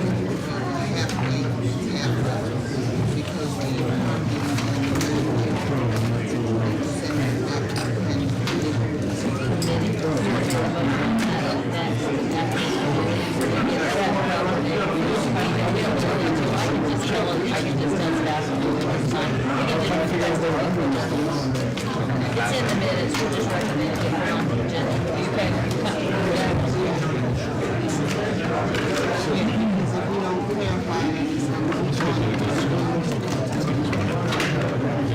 Moving right along, I know we have a lot of noise, but we have a lot on the agenda. So item number 7 is the impact assessment and conceptual plan for the Gateway site. What do you have for us, Ms. Farrell? Yes. As you stated, this is an impact assessment and conceptual plan request for approval. This piece of property is located on McGrath Darby. It is approximately 5 acres. It's already zoned plan development and allows for area-wide business uses. The proposal is for a 110-room hotel, as well as 62,500 square feet worth of office space. The Planning Commission reviewed this impact assessment and have recommended approval. They did include 2 additional conditions, and those would be that the development participate in a proposed cost share allocation for the transportation improvements, and also that the developer install a left turn signal at McGrath, Darby, and Coleman Boulevard. The Planning Committee reviewed and recommended the same. Move for first reading. Second. We have a motion and a second. I have discussion, Mr. Carey. Would ask that the first and second motions amend their motions to include that the improvements to McGrath, Coleman not be a maximum of $25,000 expense to that developer. Well, who made the motion? I did, I'm fine with that. So you have amended your motion? Yeah. Who made second? I made the second. Describe that again, Elton. That the improvements that are detailed as part of the motion or part of the recommendation by the planning committee or commission not exceed $25,000 to the developer of this project for the improvements to the McGrath Darby Coleman Boulevard intersection. Not to exceed, can we do that? Can we tell the developer? Okay. Okay with that? All right, then I'll amend my second. We have an amended motion, amended second for discussion. Mr. Smith? Thank you for that motion, Elton, the spirit of that, but Madam Mayor, I would make another motion that we eliminate any participation in the cost sharing of that. I'm just very concerned of that, and I'd like to hear staff maybe expand on what that expense would be. And I just want to point out for clarification, it's my understanding that this development is already paying $578,000 to this town in fees. Thank you. Including, last statement, please, Madam Mayor, $167,000 for a traffic impact fee. Thank you. I appreciate that, but we already have a motion on the table and a second, and we have not voted on that, so I cannot accept your motion. I do understand your sentiment. Is there any discussion about the motion on the table? Yes, Mr. ma'am. Garch. Not everybody would be aware of it, but over 3 years ago, we were discussing all these properties within this gateway area. And I mentioned this at the committee meeting to try to catch people up, and people are starting to catch on. And I have talked to the applicant. This piece, along with several other pieces, are sitting in a unique, can you get the larger overview, please, so folks can see it? Anyway, you see the applicant's piece, and that's their property behind them as well, which is wetlands and what have you. And then, of course, there's other people. Here's a great opportunity to have some interconnecting trails that all lead to our waterfront park. And we discussed this, and a lot of people were aware of it. So I would like to ask the person that made the motion, of course, the second, to amend their motion and second to add a condition that the applicant will be in a position to allow an easement. I'm not putting anybody on the hook to build any boardwalks or do anything, but an easement that allows us to tie this walkway to other parcels so we can eventually get to a waterfront park. I'll amend my second. Okay. Mr. Quinn, good. Did we get an amendment on the motion? We don't have an Not yet. amendment on the motion. Ma'am, because my understanding was that was already included. Am I misunderstood? Yeah. No, So that's not included, the easement for the waterfront to connect? no, it's not included in Okay. in the motion that came before you because simply no one was aware of it. Okay, then that's my mistake. All right, then I'll amend my motion. And we have an amended second. For clarification and to address Mr. Smith's issue, you know, they have paid large amount of impact fees. There are improvements that will need to be made to the other end on, when Bridgeside develops. And I think it's more than fair to ask them to pay a small percentage, $25,000 to future improvements. It does give them a set amount of price that they will be. It doesn't kind of be a cost share allocation, which is vague. So it is an improvement. I think they agree that there need to be improvements to that intersection. I would take a vote on the motion and amended second. I have two more points of discussion, Mr. Carey. Just to reiterate that this project is ready to go out of the ground, and the improvements at Coleman and McGrath could be 2-3 years in the making, just because of the Bridgeside properties that are still to be done. So it's imperative that we let this project go for the reasons Councilman Smith said, that, you know, this is a nice project for us, and, you know, I don't think they impact Coleman and McGrath like everybody thinks, because they have two other exits for their property owners or their tenants to go to use to get out of there. So to me, I think it's a fair amount of money to just put them at that kind of a max, just so they can get on with their project, and let's get some people over here to lease some office space. Thank you, Mr. Carey. Mr. Karch, you have a comment? I'm back on the trails. I didn't want to leave it open-ended. I know it's assumed, but to put it out there, we all understand that Christiana staff will work with the applicant to designate the areas where the trails would go and not go. That's all. Thank you. Thank you. We have a motion amended and a second amended. You have one more comment, Mr. Smith? Please, thank you, Madam Mayor. I just want to go on the record and commend this development. The significant amount of fees that the town is benefiting from this development is substantial.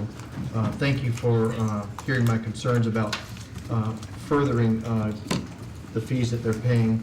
But this is not the, based on the actual appraisals per acre, this is not the most financial beneficial use of this property that the developer could be bringing to the town. And I want to say kudos to this developer. It's my understanding this is going to not only create,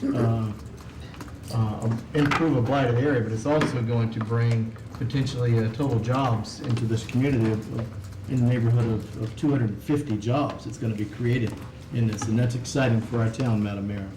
Well, Mr. Smith, I appreciate that, and I'm sure all that are seated here understand impact fees, but I do need to state that we didn't receive all the impact fees. Over 2/3 of them are to our neighbors over at Waterworks. Although we do have impact fees, and impact fees are associated with this. As the developer comes forward, they pay for improvements to the water and sewer system. So please know that we didn't get all those fees. So just for clarification for staff. Now we have all of those amended motions in second. All those in favor? Aye. Unanimous. Thank you. Next item is the ordinance of Simmons Point. Yes, this is an ordinance to remove an approximate 2.1 acre portion of Simmons Point subdivision from the urban corridor overlay district. Simmons Point HOA has requested that the front portion, which is where their amenity center is located, be removed from the urban corridor so that the entire property can have the same zoning throughout, which would be planned development. They have presented that they also do not have any development plans for this amenity area, and as part of the reason for the request, the Planning Commission approved this request by a vote of 5-2. The Planning Committee approved it by a vote of, or have recommended approval by a vote of 3-1. Move for first read. Second. I have a motion and a second. Any discussion? I have two speakers for this Mr. issue. Collins?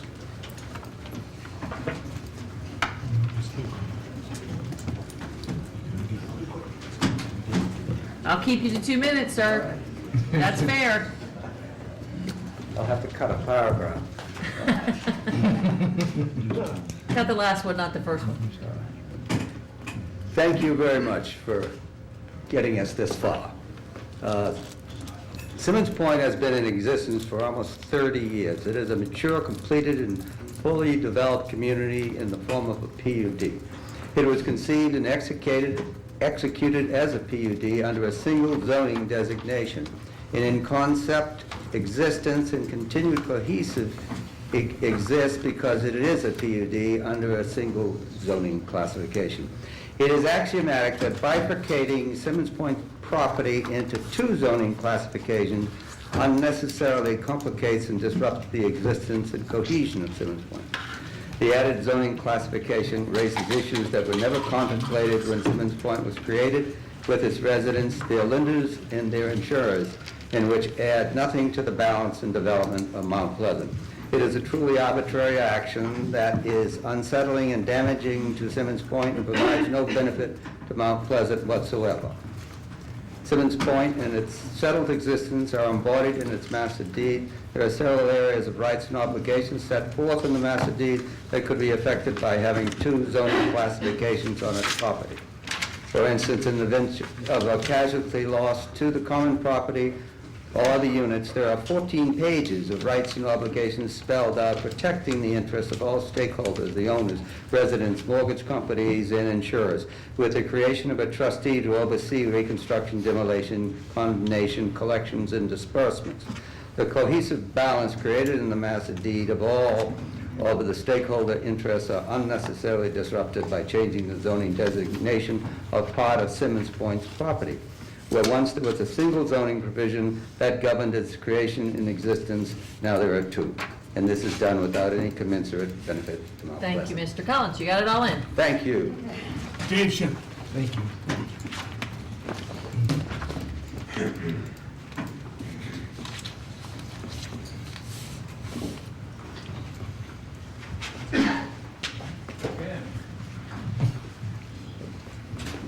Madam Mayor, council members, my name is Dave Schemp. I'm a resident of Simmons Point as well as at 1551 Ben Sawyer Boulevard. I appreciate your time this evening. I just have 3 quick points I'd like to make. Our property as a developed community was intentionally not included in the overlay district. However, we have recently become aware that one small piece of our property is partially included. The in part is already fully developed and in use. Not only do we have no desire to develop this piece, but further development of this property is nearly impossible, as Mr. Collins said, under the strict provisions of our master deed. We feel that it should have the same zoning as the rest of our community, and it should be we should have consistent zoning standards. I'd also like to emphasize that there's no impact to the neighboring properties. The remaining 2 lots on the common boundary with our neighbors to the south of Sawyer's Landing have been purchased and absorbed into the common space by their HOA. Furthermore, Sawyer's Landing is in full support of our application as stated in the letter that is contained in the documentation attached to our application. The property to our north at 1543 Ben Sawyer already has a vested sketch plan according to staff and also not affected by this action. There are currently several examples of communities which were purposely not included in the overlay zoning as it was felt that they were already fully developed. The North Point community across Ben Sawyer from Simmons Point is one example, and we believe the same reasoning applies to our community. We are requesting that we, as owners of this long-standing property, be allowed to return to our original HDN zoning throughout our entire community. Thank you very much. Thank you for that, Mr. Shep. We have a motion and a second. Any other discussion? All in favor? Aye. First reading, ordinance number 14023, an ordinance to remove approximately 2.10 acre portion of Simmons Point subdivision from the UCOD Urban Corridor Overlay District. Item 9, first reading on the Pepper Tract PD CD amendment. This is an amendment to the Pepper Tract Plan Development. Really what they're doing is just altering moving some commercial area and some residential area, flip-flopping it more or less. There is a slight increase in residential acreage, but the number of units does not increase for the Move for development as a approval. whole. First reading. I have a motion and a second. Any discussion? All those in favor? Aye. First reading, ordinance number 14024, an ordinance providing for a third amendment to the Pepper Tract PDCD Plan Development Conservation Design District Ordinance, ordinance number 11048 as amended by rezoning 2 areas therein. Item number 10 is a waiver and a request for reapplication of some residential patio houses on on 6 Mile Road.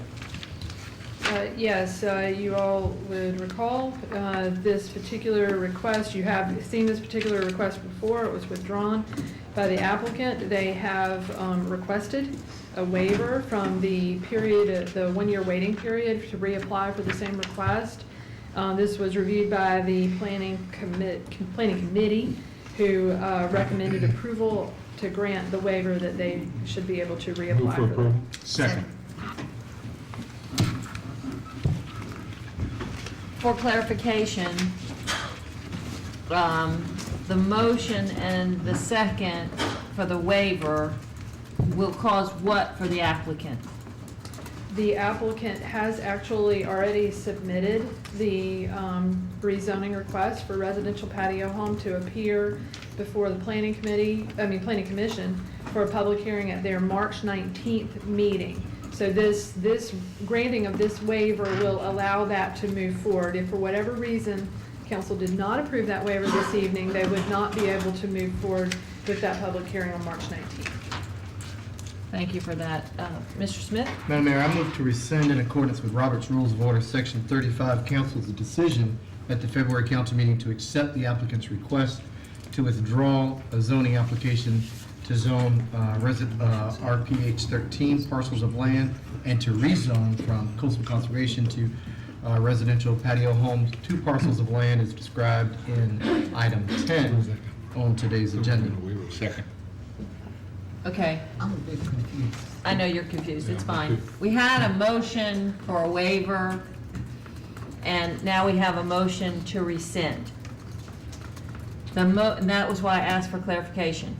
The motion for the waiver would send this project back, if approved, to the planning commission, then to the planning committee, then back to full council. The motion to rescind would allow the applicant to move forward from here to, with the changes made, to final reading next meeting. Is everyone clear on that? Mr. Smith?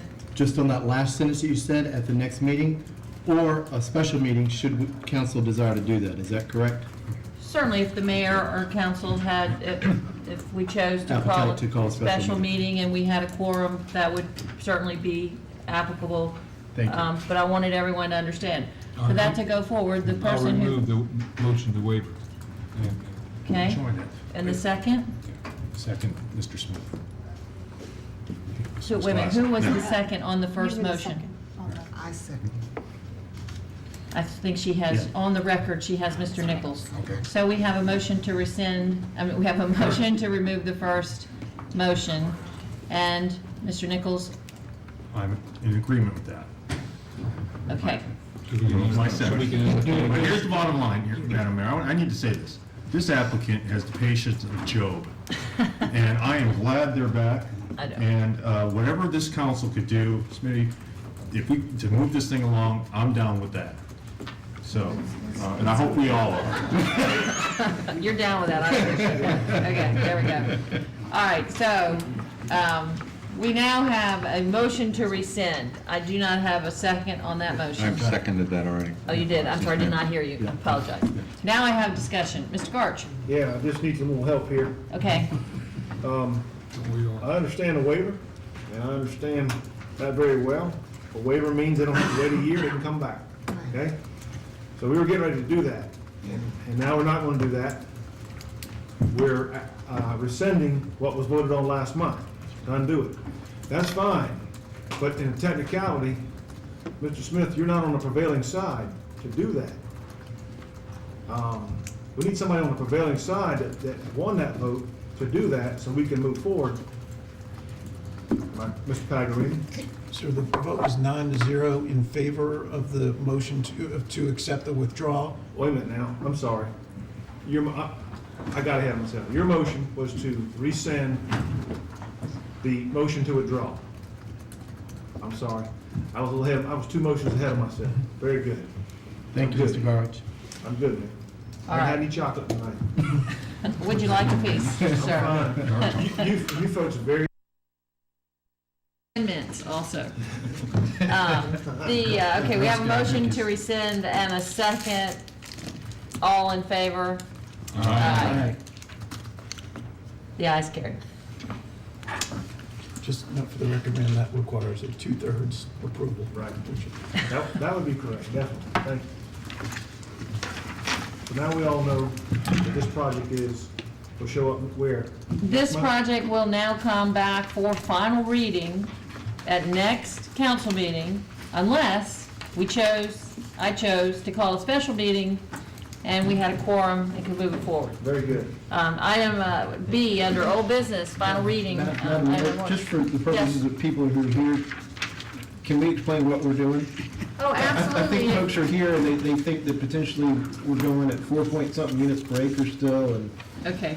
can someone clarify where we're at so they don't think that we've done something tonight that is not transparent? Absolutely. This is certainly a Robert's Rules of Order decision to revisit a property that originally came in at a higher density. They have chose now to come in, as stated here, for rezoning, and they want to stay to 3 units per acre as per the comprehensive plan. And they have done that to address the issues of the neighborhood. And we are helping them move a project along that will stay within the confines of the comprehensive plan to 3 units an acre. Does that satisfy you? It does. I felt, we're talking about technicalities, Robert's rules and everything else, and folks watching at home, everything else could be lost on exactly what has been accomplished this evening. Thank you.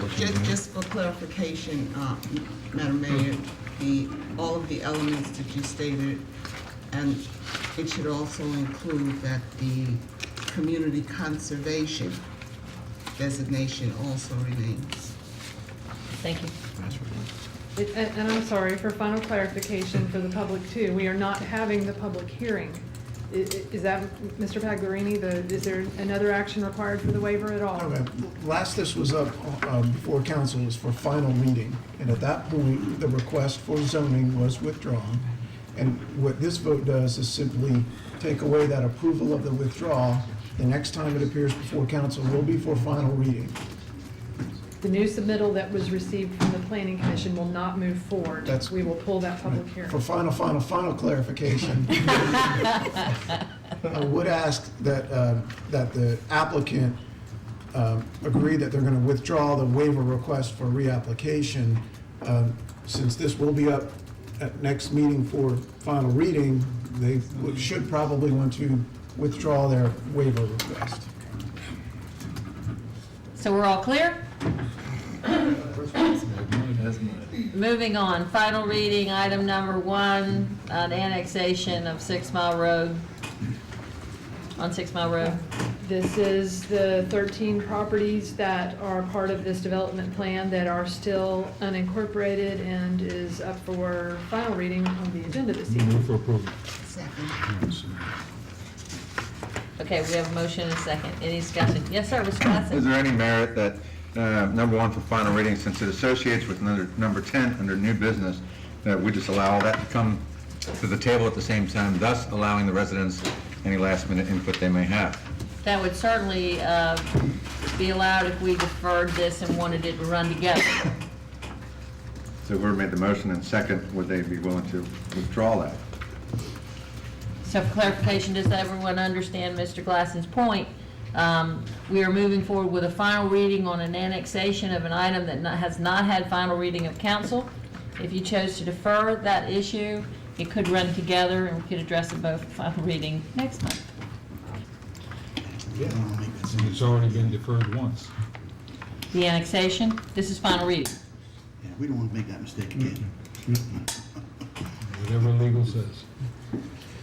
David? So you can do it either way. I mean, I think what happened last time around, the concern was that there was a denial when you went to the. Right, we don't make that mistake again. Right, you were talking about a denial of the comprehensive plan. Correct. And that's when it was withdrawn. So if it's your concern that there may be two separate results, it may be better to move it forward. Together. Yes, sir.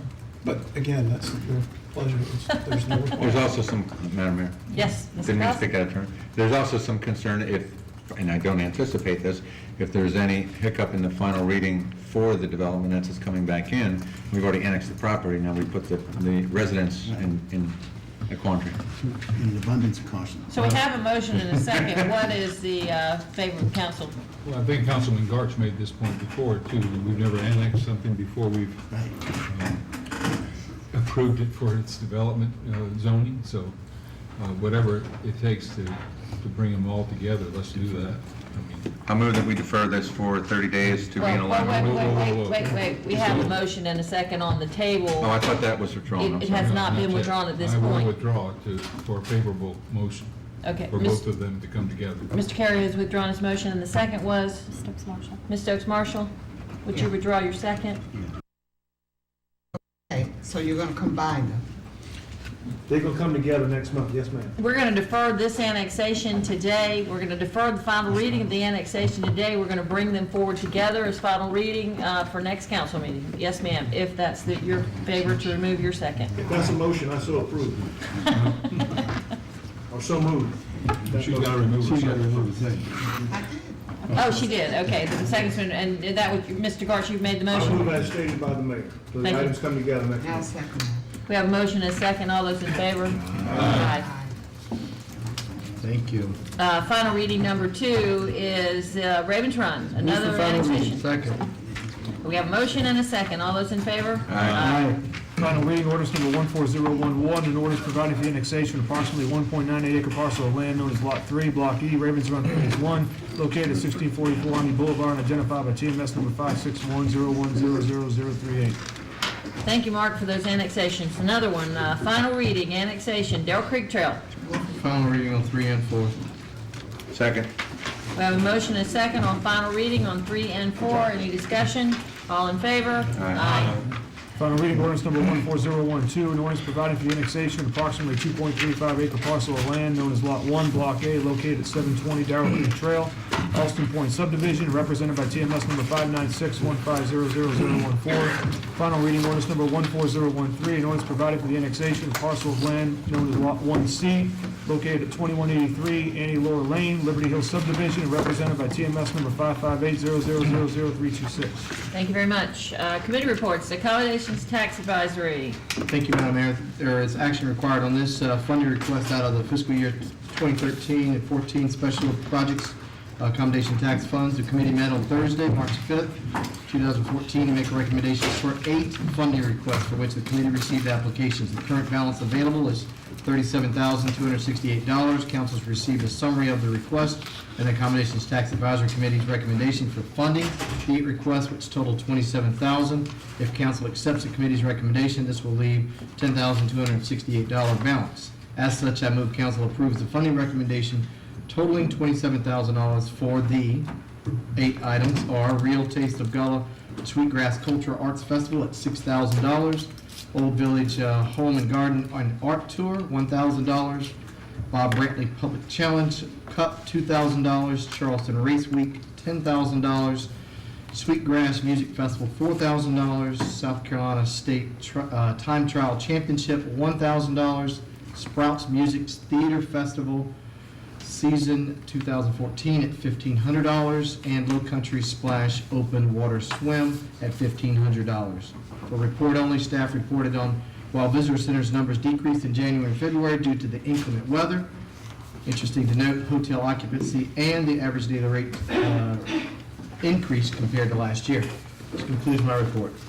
Was that a motion? It was an action item? Action item on the first part, please, on the 8. It's your motion, you put a motion on there? I did. Second. So we have a motion and a second for the 8 funding requirements that have come out of the Accommodation Tax Advisory Committee. Any discussion? All those in favor? Madam Mayor, Yes. I'm voting to approve the 8 agency for funding, but as far as the Sweetgrass Festival, I'm abstaining. Thank you for that, for the record. And all in favor, we had a vote already, so we're good. Okay. Annexation Committee, Mr. Smith. Thank you, Madam Mayor. It's a report only. All items reviewed by the Annexation Committee were addressed during the planning new business. I have nothing further to report. Thank you for that. Bids and purchases. Thank you, Madam Mayor. Action item, please, for council. Item number 1, recommendation to accept an offer to purchase the old fire station number 3, located at 526 Johnny Dodge Boulevard. The committee received information regarding the offers received to purchase the old fire station. The solicitation established a minimal offer of $500,000. The committee approved the acceptance of an offer in the amount of $515,001 from Spine and Orthopedic Specialists of South Carolina. The sale of the real property must be done by ordinance, so the ordinance authorizing the sale is listed for council's consideration under council new business item 11A4. Okay, so we're going to vote on it then. And report only, please, Madam Mayor. In other business, the committee received a briefing from our Chief Procurement Officer, Mr. Reels, that regarding the town purchasing policies and procedures. That concludes my report. Thank you. Economic Development Committee. Madam Mayor, we did not meet. I have no report. Thank you. Finance. Madam Mayor, we did meet. We've got a few action items to discuss. We had a lengthy meeting. The first item was a recommendation to establish tax millage levy at 41.3 mils for fiscal year 2014 through 2015. This represents a 3 mil increase to fund infrastructure maintenance and transportation capital projects. The committee received a presentation identifying the need to fund infrastructure maintenance as well as transportation projects, and had a long discussion about steps and actions necessary to address that need. After much consideration, I'll add, after years of consideration, the committee does recommend 3 mil increase to our tax levy to more fully address funding requirements for road resurfacing and maintenance as well as much-needed transportation capital projects. Council will consider this recommendation by ordinance listed under Council New Business Item 11A1. Second item is approval of a request to apply for a tourism or TAG grant. The committee heard a staff recommendation or staff request to apply for the TAG grant that allows up to $45,000 in a one-to-one matching using accommodations tax funds. Funds are spent towards marketing and advertising initiatives. The committee does endorse the grant application to council. As such, I place this in the form of a motion. Second. So we have a motion and a second. Any discussion? Madam Mayor,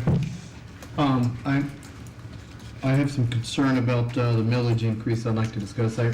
I'm very concerned about us trying to solve a problem well in advance before we even consider the 2015 budget. Mark? Yep, I'm sorry. I know, for point of order, can we take that up under the other issue, Thank under you. new business? Thank you. And deal with the TAG grant first? Thank you.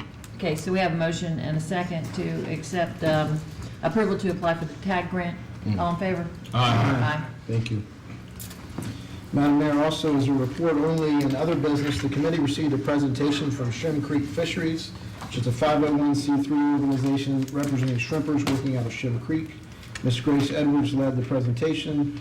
We had a lot of discussion. They made a request to the town for $10,000 in assistance.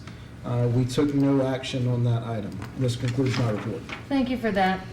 Fire Committee? We did not meet, Madam Mayor, therefore I do not have a report. Human Resources? No meeting. Patriots Point Development Authority, we did meet. We are working on the request for proposal. If you don't know, there are several vacant parcels that are controlled by the State Budget and Control Board that will be going out soon for development bids. And we are working on a few issues that we have to resolve before that goes out. I also had a nice meeting with Lupert Adler, who have control over the golf course, and they're going to be in the discussions, but we have no action. So that's what I have for you. Planning Committee, Ms. Stokes Marshall, I know you met. Madam Mayor, fellow council members, I have one action item, one item to report on. The action item, consideration of an increase in the planning and development fees. Staff presented information pertaining to current planning and development fees, such as application and building permit fees as compared to fees charged by other South Carolina jurisdictions. Staff provided recommendations for consideration for fee increases.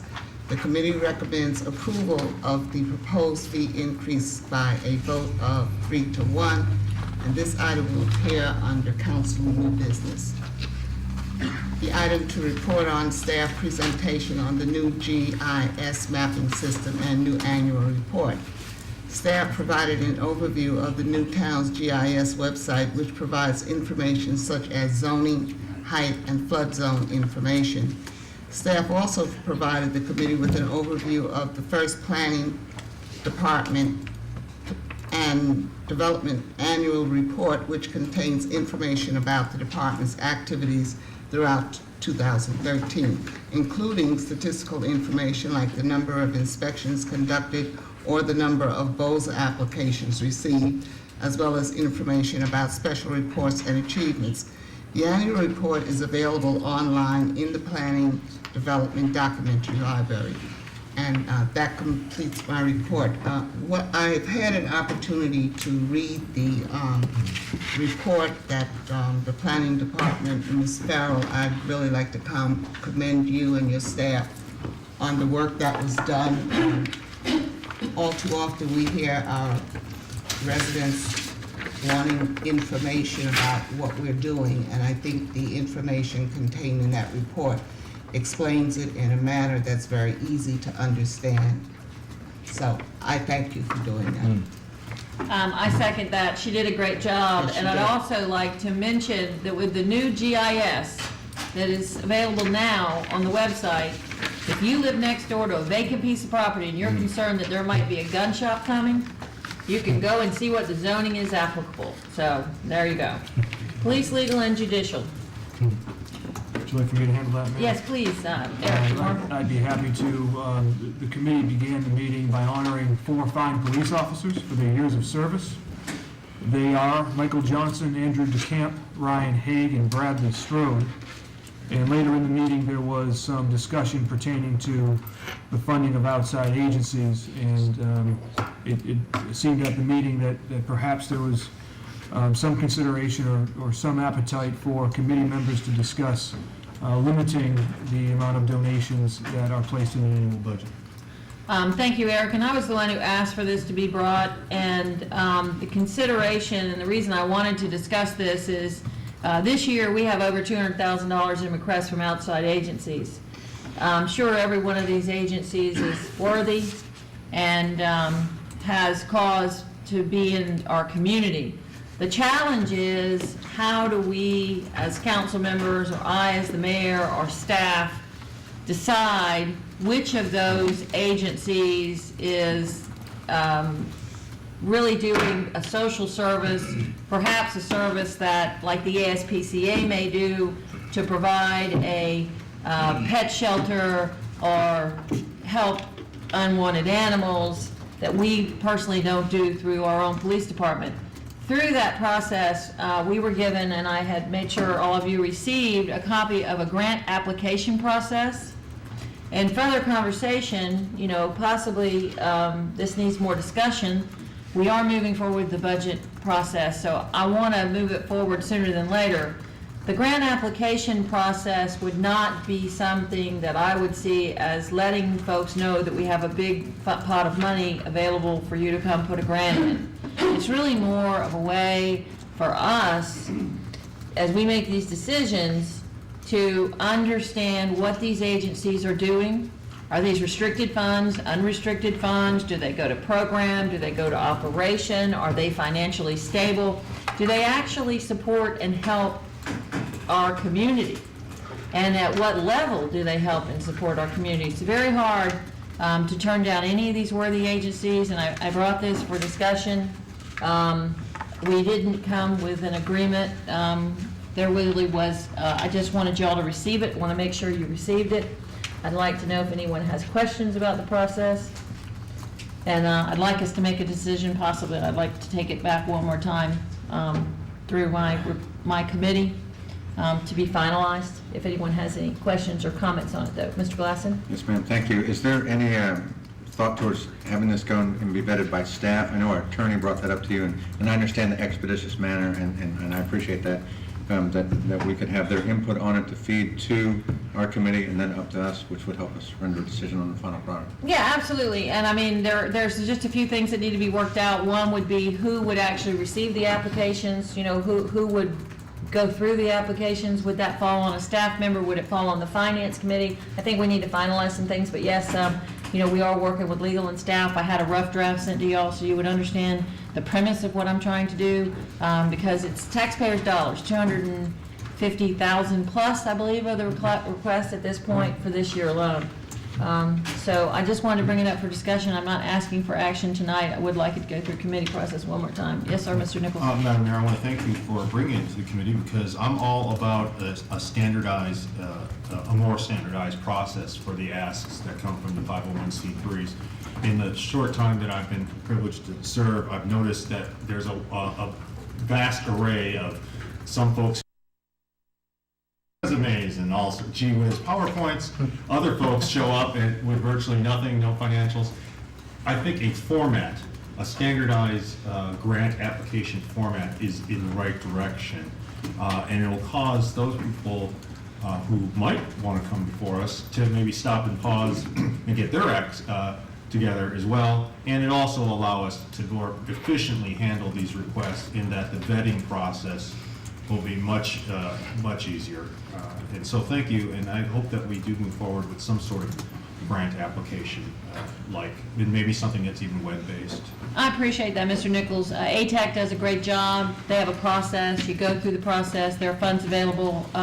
This is a bit different because we really don't have funds available. This is truly giving it out of general fund, so it's a little bit more challenging. But I appreciate your discussion. I hope you all have a chance to review it.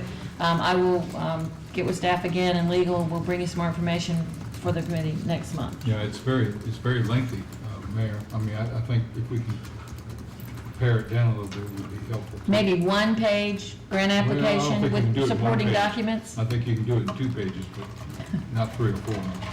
That's coming from the banker. I appreciate that, Elton. Everything's 3 or 4 pages now, come on. Ever dealt with a bank and not have 3 or 4 pages? Senior banker. All right, you've heard my report. That's our discussion. Thank you. Public Services Committee. Yes, ma'am, thank you. We did meet. We recognized some gentlemen for their years of service, and that was enjoyable as always. And then we received a report from Jody, and I want to, if you don't know, Jody has tweaked his back, so put him in your thoughts and prayers. But he, of course, got his report to in time. But what Jody did, and I want to, the entire council, and Mayor, you were there as well, listened in on a very important PowerPoint presentation about how the Public Services Department supports Recreation Department activities and facilities, as well as passive recreation opportunities. And that's going to be meaningful as we study recreation infrastructure going forward. And also, I'm here to remind everybody that same-day garbage and trash collection will take effect on March 17th. Robert, March 17th, residents will begin seeing flyers attached to their containers this week with details. And of course, if you're more interested in that, go to the town's very fine website. Mayor, that ends my report. Mr. Nichols, I'm always thrilled to see how excited you are about public services. Recreation Committee? Mayor and council, we did meet, and we had a nice honoring of a Jones Center Wall of Honor Eagle Scout project, which was nice. We also, as you saw earlier tonight, honored 2 lifeguards for performing 2 distressed swimmers rescues this past month. Our action item tonight is that the committee approve the hours of 6 a.m. to 7 p.m. at the Senior Center as presented by staff. This was a trial period we took on for about a month, and we liked the results and the numbers that came in, so we put the hours at 6 to 7 with a 30-minute courtesy window Monday through Saturday after those hours. So I put that in the form of a motion for us to consider. So moved. Second. We have a motion and a second. Any discussion? Mayor, just as clarification, it closed at 7:30, so they finished their exercises at 7, but they won't allow anybody to come in anymore at 7. But the folks in there aren't rushed out. They're allowed to, talk and get their things together before they leave at 7:30. Yes, sir, Mr. Santos. No additional activities will begin. No one else will be let in the door. Right. Classes will end at 7 instead of 6:50, and that will allow everyone to be exited the building. Yes, sir. Waterworks. Oh, we're not gonna- we gotta vote on that. Okay. I'm moving on along. Motion and a second. All those in favor? And the ayes have Just it. a few more numbers for the rec, which are very impressive. We had 281 swim lessons in January. For the month of February, we had 3,400 youth and almost 200 adults participate in our athletic leagues. The senior center membership is now almost 2,600 folks.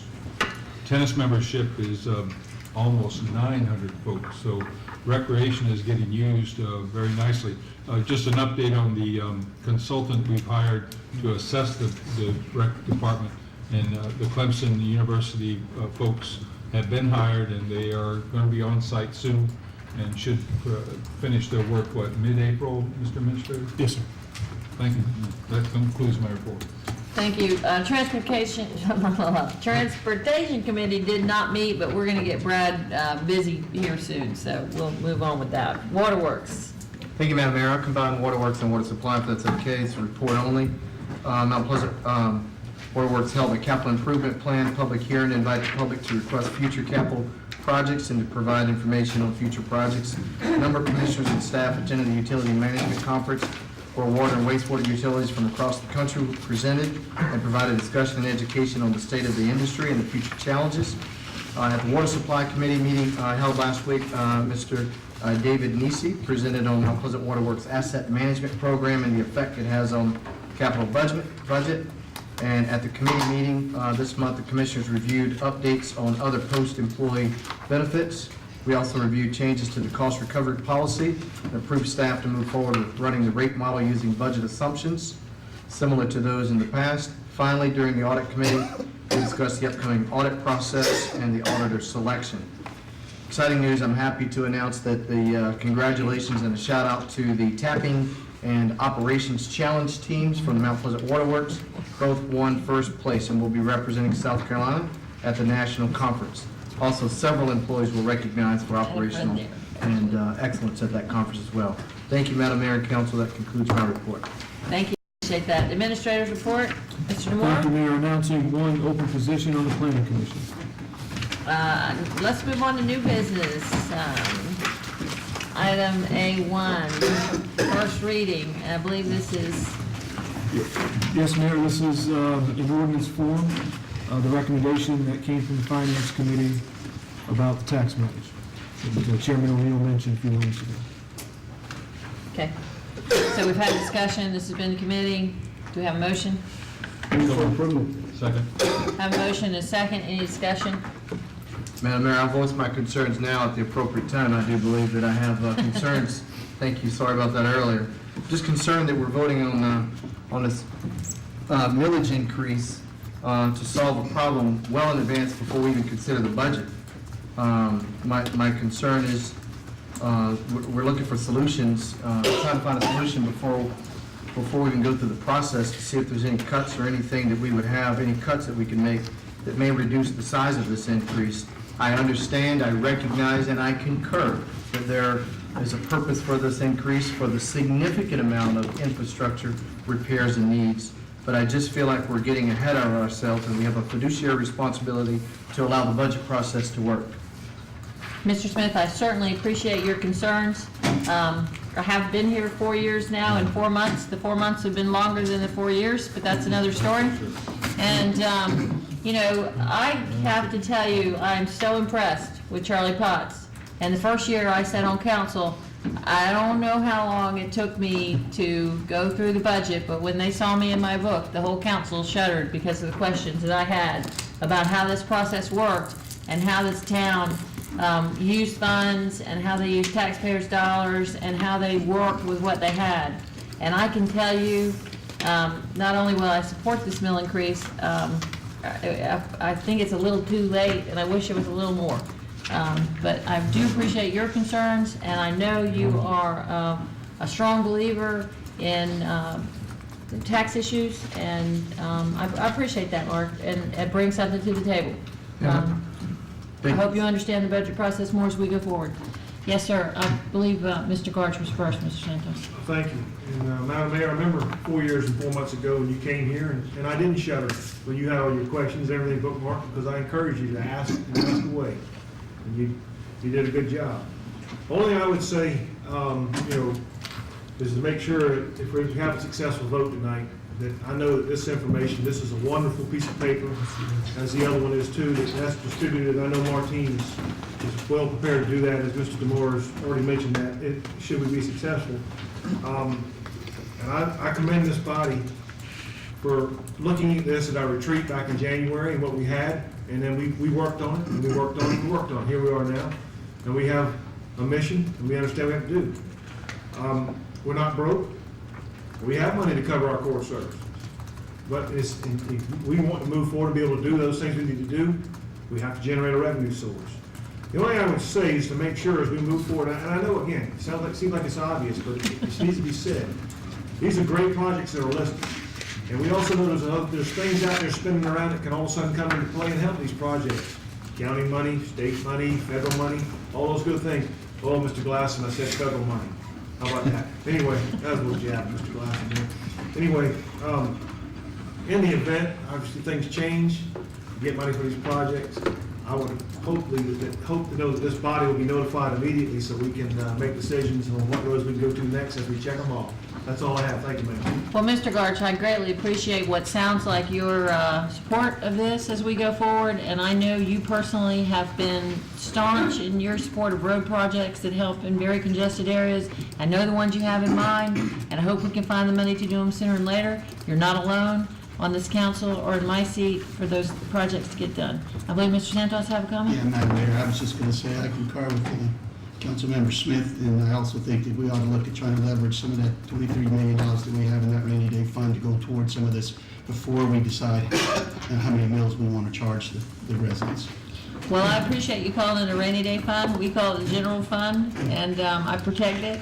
We did predict out, I know you saw the numbers, they were all distributed, and we predicted out if we move forward with Stantec's recommendation as it is, we will certainly deplete that, and we will be in a negative fairly quickly. There's a large amount of infrastructure repair. This isn't, Gary, this is not an issue just with this municipality. This is a state issue, this is a federal issue, this is discussed every day. Either the municipality has to step up and repair and replace infrastructure, and I think we're being very reasonable in our approach to do it, but I do appreciate your concerns. But that $23 million, that's in the unappropriated fund, right? Balance.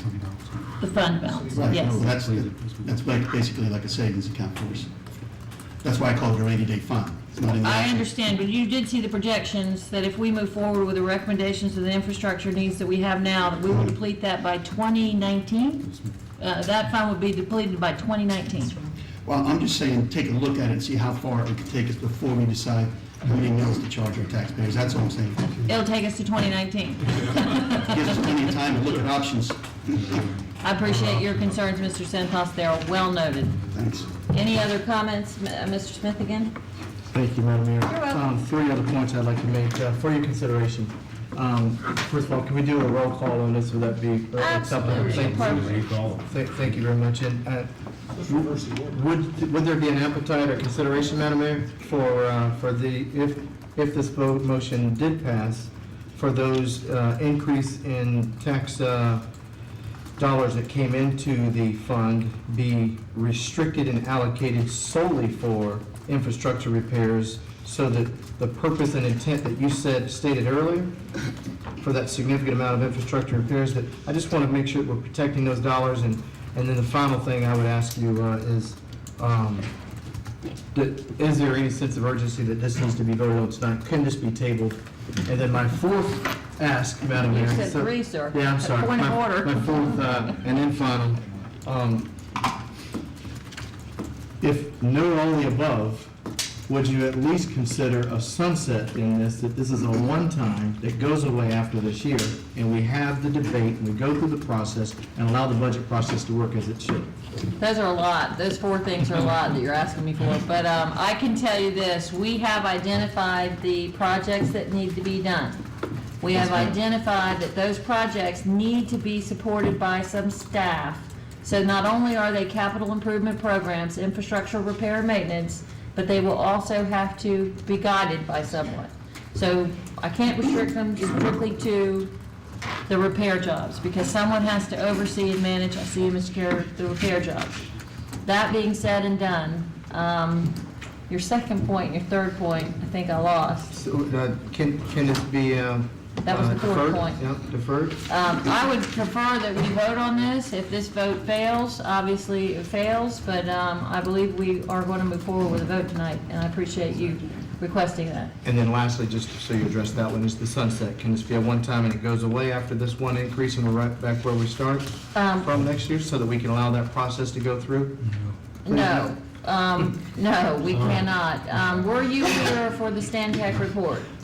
Yes, ma'am, and I would want to make sure the council, especially Mr. Carrier, knows that I've received and I've read that Stantec report, and I appreciate that. And this problem didn't happen overnight, and we don't need to have this millage increase happen at one council meeting, after one committee meeting items, Madam Mayor. With all due respect, I think we have a responsibility to these taxpayers that we're adhering to our own policies and the fiduciary responsibility that I feel that I represent at this vote. Well, Mr. Smith, I really appreciate that, and I think that if you take the Stantec report and you say it's 13 million, Charlie, can you give me the correct number? Is it 13 million?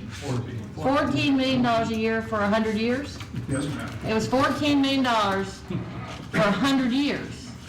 Now, that's kind of scary, because that's $14 million for 100 years for infrastructure that's already in place, that's been identified, that's been inventoried, and those are assets we own. That does not include the improvements that Mr. Garch wants to move forward as we get money and the repairs that will be ongoing. So I appreciate your wanting to sunset this increase, but I see no sunset to the demands and the needs for infrastructure repair and maintenance. I appreciate that, though. Just a change. Yes, Mr. O'Neill? Madam Mayor, in my time on council, and I think this council would understand, I've been as opposed to tax increases as anyone. I've heard and learned a lot in 2 years. I've seen the federal government come in and ask for another $1 million out of our fund to monitor stormwater that we couldn't control. I've seen us provide fire protection to our citizens at a cost of $1.2 million to put a fire station in North Mount Pleasant so that folks didn't have to almost double, if not triple, their fire insurance. I've seen us go in, and at the last meeting, our financial CFO tells us that he's changing out light bulbs to LED light bulbs to save money. We're digging for yardage. We cut our staff, 20 people over last year. We've got 50-something frozen positions. We're at the lowest staff levels we've been in 6 years. We've done and we've outsourced items. We've worked and worked and worked, and we're constantly under pressure by outside agencies to do things. I believe this council has a fiduciary duty to provide safe roads for our citizens to drive on. I think to drive up and down Park West Boulevard right now is an embarrassment with the potholes and things that are there. We've got students traveling on school buses up and down those roads every day. And if I felt like there was a dollar we could cut, I run a business. If we could cut a dollar, I think we've tried everything we can to do it. At some point, you've got several things. You can close facilities, we have that option, or we can cut staff. And those are the ways that we can save money. So I understand the process, I understand doing that.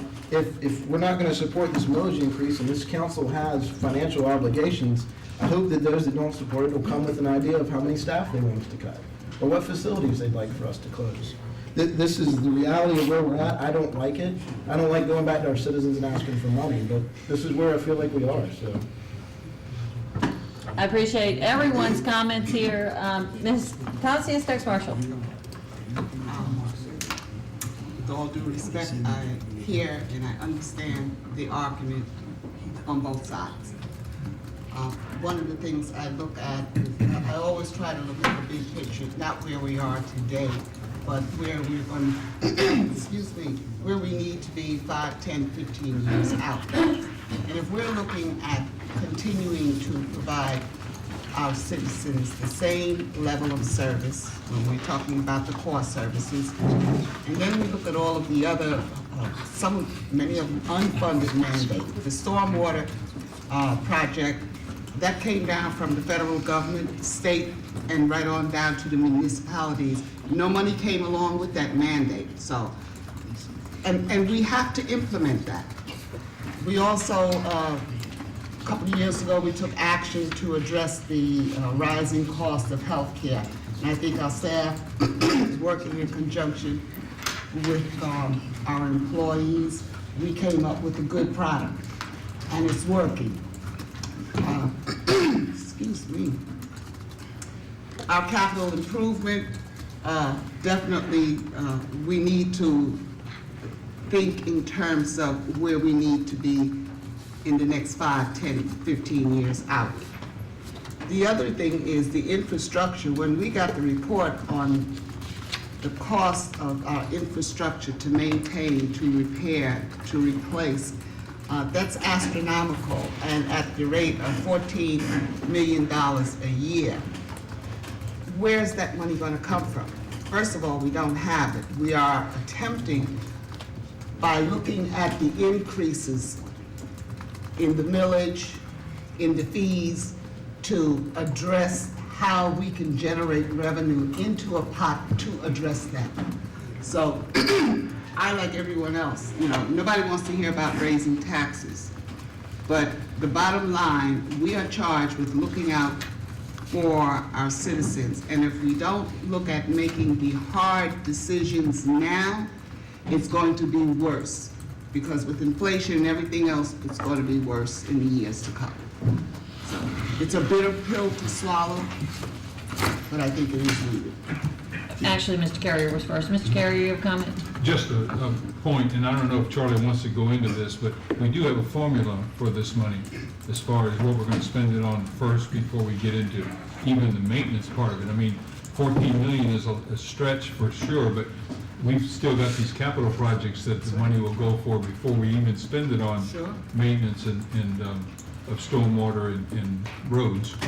Yes, sir, you're correct. We've got a formula for allocating funds into the CIP and the infrastructure fund going forward. But as the operating budget grows and other demands grow, that formula produces less and less money to come across. This money, this 3 mills, would be over and above that. It would come across in a transfer into the projects that have been presented to the council. But we don't know how much would be left over for maintenance and repair, correct? Well, we do out of this millage, but we wouldn't know out of the fund balance and the transfer coming over. I got you. Yeah, thank you. Thank you. Thank you, Mr. Carrier. Mr. Santos, you have a comment? Just a brief statement, and I agree with what Chris said about the roads and things, and I am not anti-tax. I mean, I was the swing vote to raise the franchise fees for SC&G because it was needed. Our administrator laid out the facts, and I agreed with former administrator, excuse me. And I agreed with them. I actually went over with Mayor Riley and Wilbur Johnson to debate the half-cent sales tax to widen Johnny Dodds Boulevard, and we were successful. I was all for that, and I voted for that. So I'm not anti-raising the taxes. My only concern was, I remember Mr. Burdette telling us that we had $8 million in our unappropriated balance, and that was more than enough, more than any municipalities around here to handle problems like hurricanes and things like that. We now have $23 million in that account, that unappropriated balance. All I'm saying is, look at leverage and some of that money first to see what we can do to go towards fixing some of this before we come up with a tax increase. Once we decide how far that will go and how that will help, maybe we don't have to raise the taxes so much. And secondly, I would like to see it not go into the general fund, but go into a special fund where it will only go toward this, and that we can monitor it and we can get reports monthly on how it's being spent and where it's going.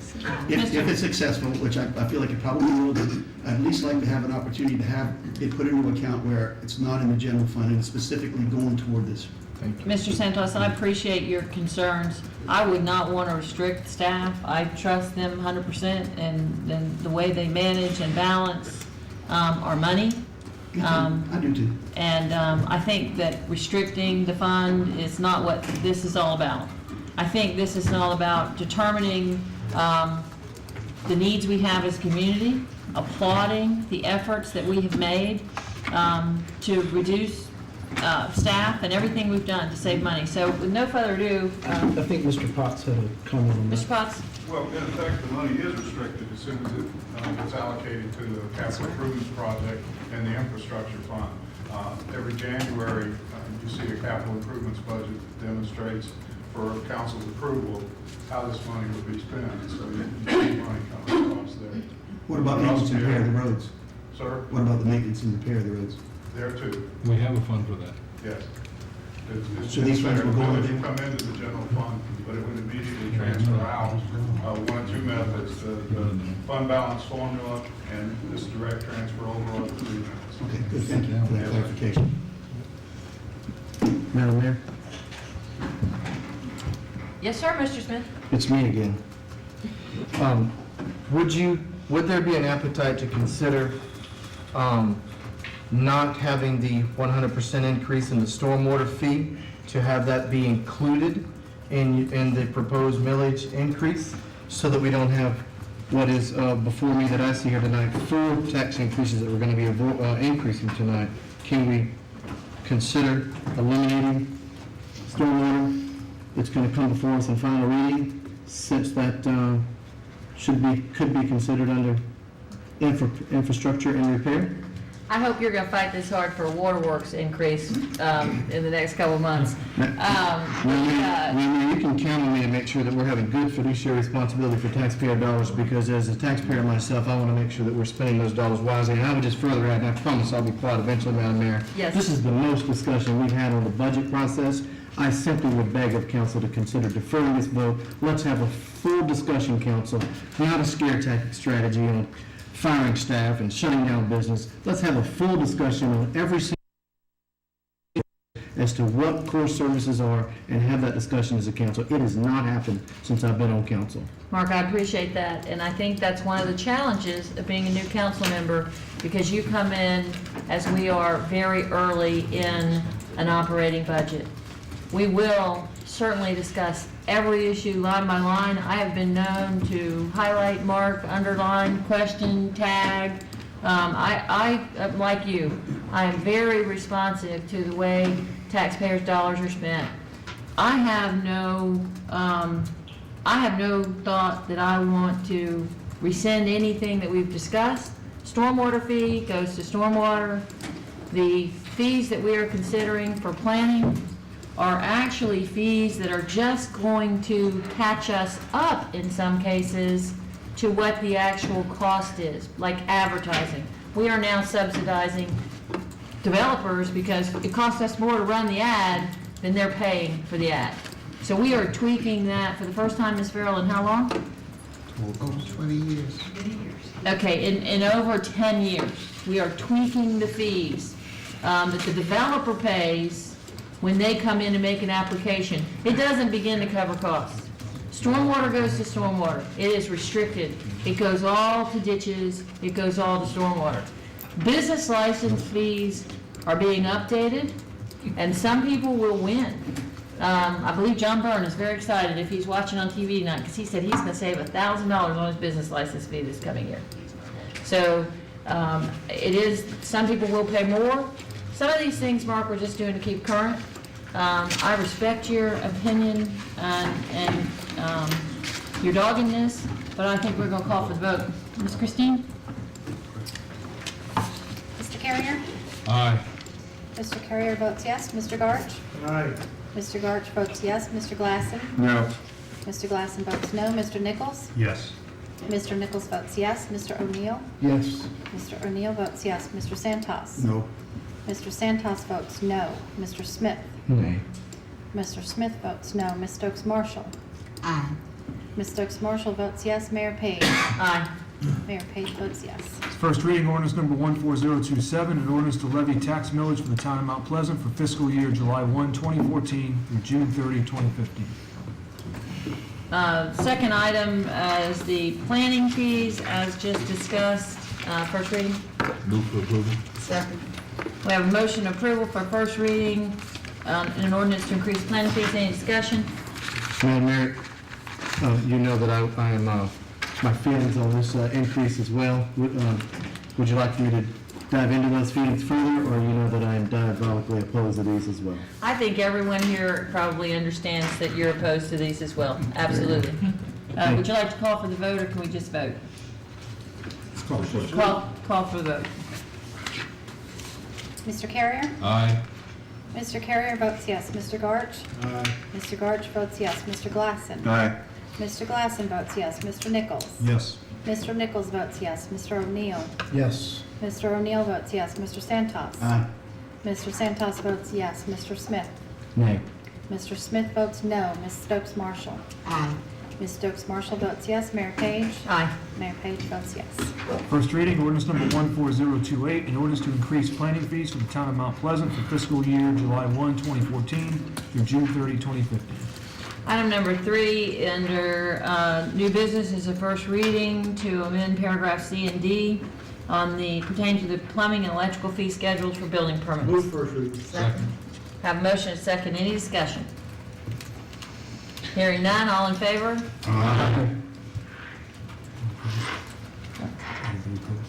Any opposed? Thank you, Madam Mayor. Yeah.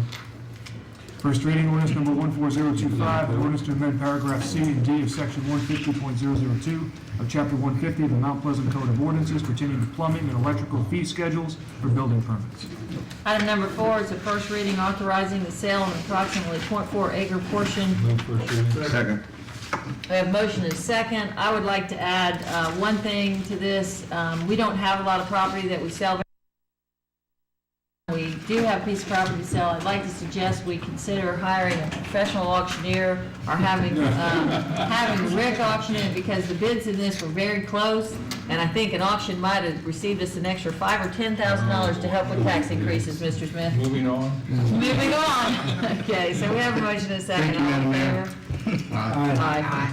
First reading, ordinance number 14026, an ordinance authorizing the sale of an approximately .4 acre portion of TMS number 51400000013, known as the old Fire Station 3. Thank you. Under new business, we have something new. We have a CARTA update. I believe that comes from you, Mr. Glasson. Yes, ma'am. Ladies and gentlemen, now we've been here for a while, so I'll be real brief. And Mr. Garch already threatened me earlier to be not long-winded. I just, having not over the last 8 years attended the CARTA board meetings and having recently been assigned to sit on that board, I went into it with a little bit of a grain of salt. As I sat there and looked, and I know we as a council were the only council that didn't approve their budget. And as I began to look, I just want to make some suggestions just for information and seek your feedback at another time offline. In that, and I'll say, in Ken Glasson's world, and I don't know if this applies to everyone, so I won't put everyone in the same bucket, but always giving lip service to CARTA. The buses out there, and this round hole, if you will, to try and fit into, or it's a square peg into a round hole. And we have the exact same CARTA planning system as North Charleston does, West Ashley, James Island, Johnson, and it doesn't work in every area. And as I looked and spoke to some of the staff members, there's no focus or goal that would try and take us from where we are and in a 10 or 15 or 20-year window, take it at a 5% or 10% per year, but some of that's privatized or anything else that seems to be reiterated out of the mouth of the chairman other than, well, we need to go find some more federal funds for that, in a system that we ourselves are not supporting in the town of Mount Pleasant. And I think there is a definite necessity when you start to look at people who economically require the bus to get to and from work, or they're trying to receive their education, et cetera. But when you look overall at the town, I think we need to roll up our sleeves and look at it a little bit differently. And not that I would ever model anything off of San Francisco. However, when you look at the one entity, if you do go out there outside of Alcatraz, or some of the wonderful structures, the one thing that they do highlight, and it may not be 100% applicable to here, is the trolley system. The 22 hotels that we have in the town and more that are coming, the visitors that we come here, and in whole education system that I would like your input on and to redirect to make that system monetarily supported by the people that are here. it would be almost impossible for the private entity that's out there to compete in that market because it would be so many years of educating the public and bringing them in. And I just think we need to roll up our sleeves and stop giving lip service to CARTA and really make it a viable entity that can be an integrated part of our community so we can lead the charge instead of the other communities dictating to us what we would have to digest. So there you said. So I look for your feedback, and I appreciate your time. Thank you. Mr. Glasson, my first inclination is stand up and applaud you, because you get it. And, you know, I sat there for 4 years, and I so appreciate your input, and I look forward to this. I feel like this is something that you'd probably like to get engaged with, and I'd love to help you with it. So that's awesome. Thanks for your update, Ken. Old business, number 1, final reading on the bond issue of $25 million. Move for approval. We have a motion, do we have a second? Second. We have a motion and a second, any discussion? Yeah, Madam Mayor, just for the purposes of our folks at home, I mean, if you read this thing, it's a little confusing where you really don't know where that money's going. And I think, I mean, you might, Chris, you might, you guys know a little bit about finance and things. But I think for the citizens and, you know, for this type of money that's coming out, it'd be nice if we maybe could just say a few words about, you know, what it is and where it's going for the citizens so they can understand. I will defer to the town administrator and This is Mr. Potts. simply fronting the money for a capital project. You know, we're designing and we're still several months away, but getting prepared to construct a new town hall.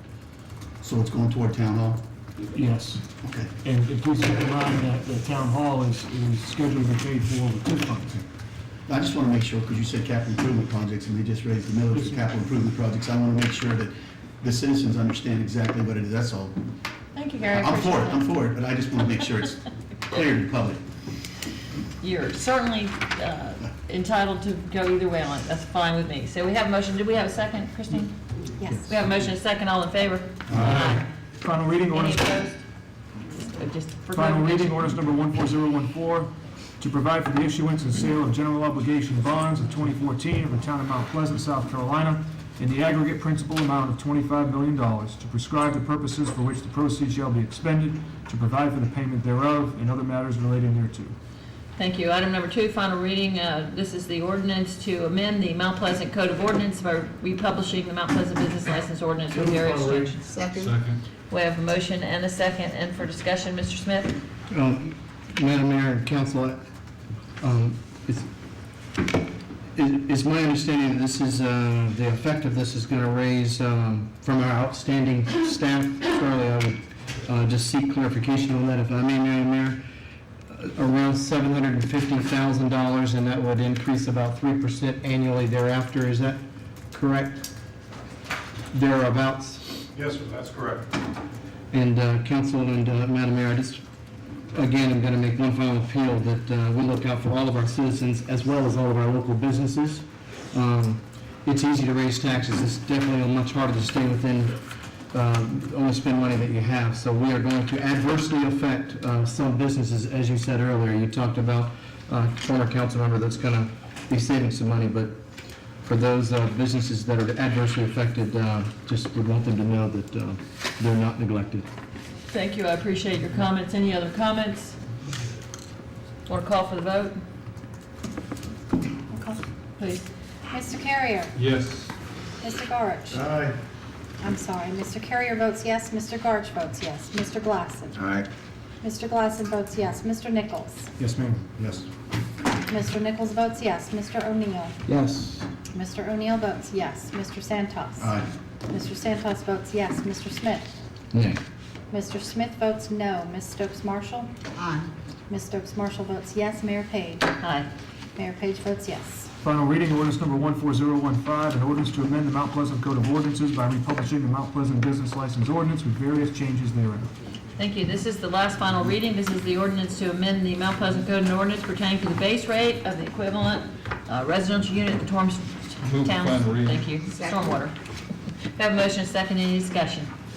Yes, sir, Mr. Smith. Madam Mayor, just one final appeal to ask that we cancel this vote based on the millage increase that we have on the table. Thank you, This is Ms. our fourth tax increase we're voting on tonight at this meeting. Thank you. I appreciate your question. We have a motion and a second. Call for the vote one final time, please. Mr. Carrier? Yes. Mr. Carrier votes yes. Mr. Garge? No. Mr. Garge votes no. Mr. Glassman? No. Mr. Glassman votes no. Mr. Nichols? Yes. Mr. Nichols votes yes. Mr. O'Neill? Yes. Mr. O'Neill votes yes. Mr. Santos? No. Mr. Santos votes no. Mr. Smith? No. Mr. Smith votes no. Ms. Stokes Marshall? Yes. Ms. Stokes Marshall votes yes. Mayor Page? Yes. Mayor Page votes yes. Final reading, ordinance number 14016, an ordinance to amend section 52.08B of chapter 52 of the Mount Pleasant Code of Ordinances pertaining to the base rate of the equivalent residential unit in the town's stormwater management utility program.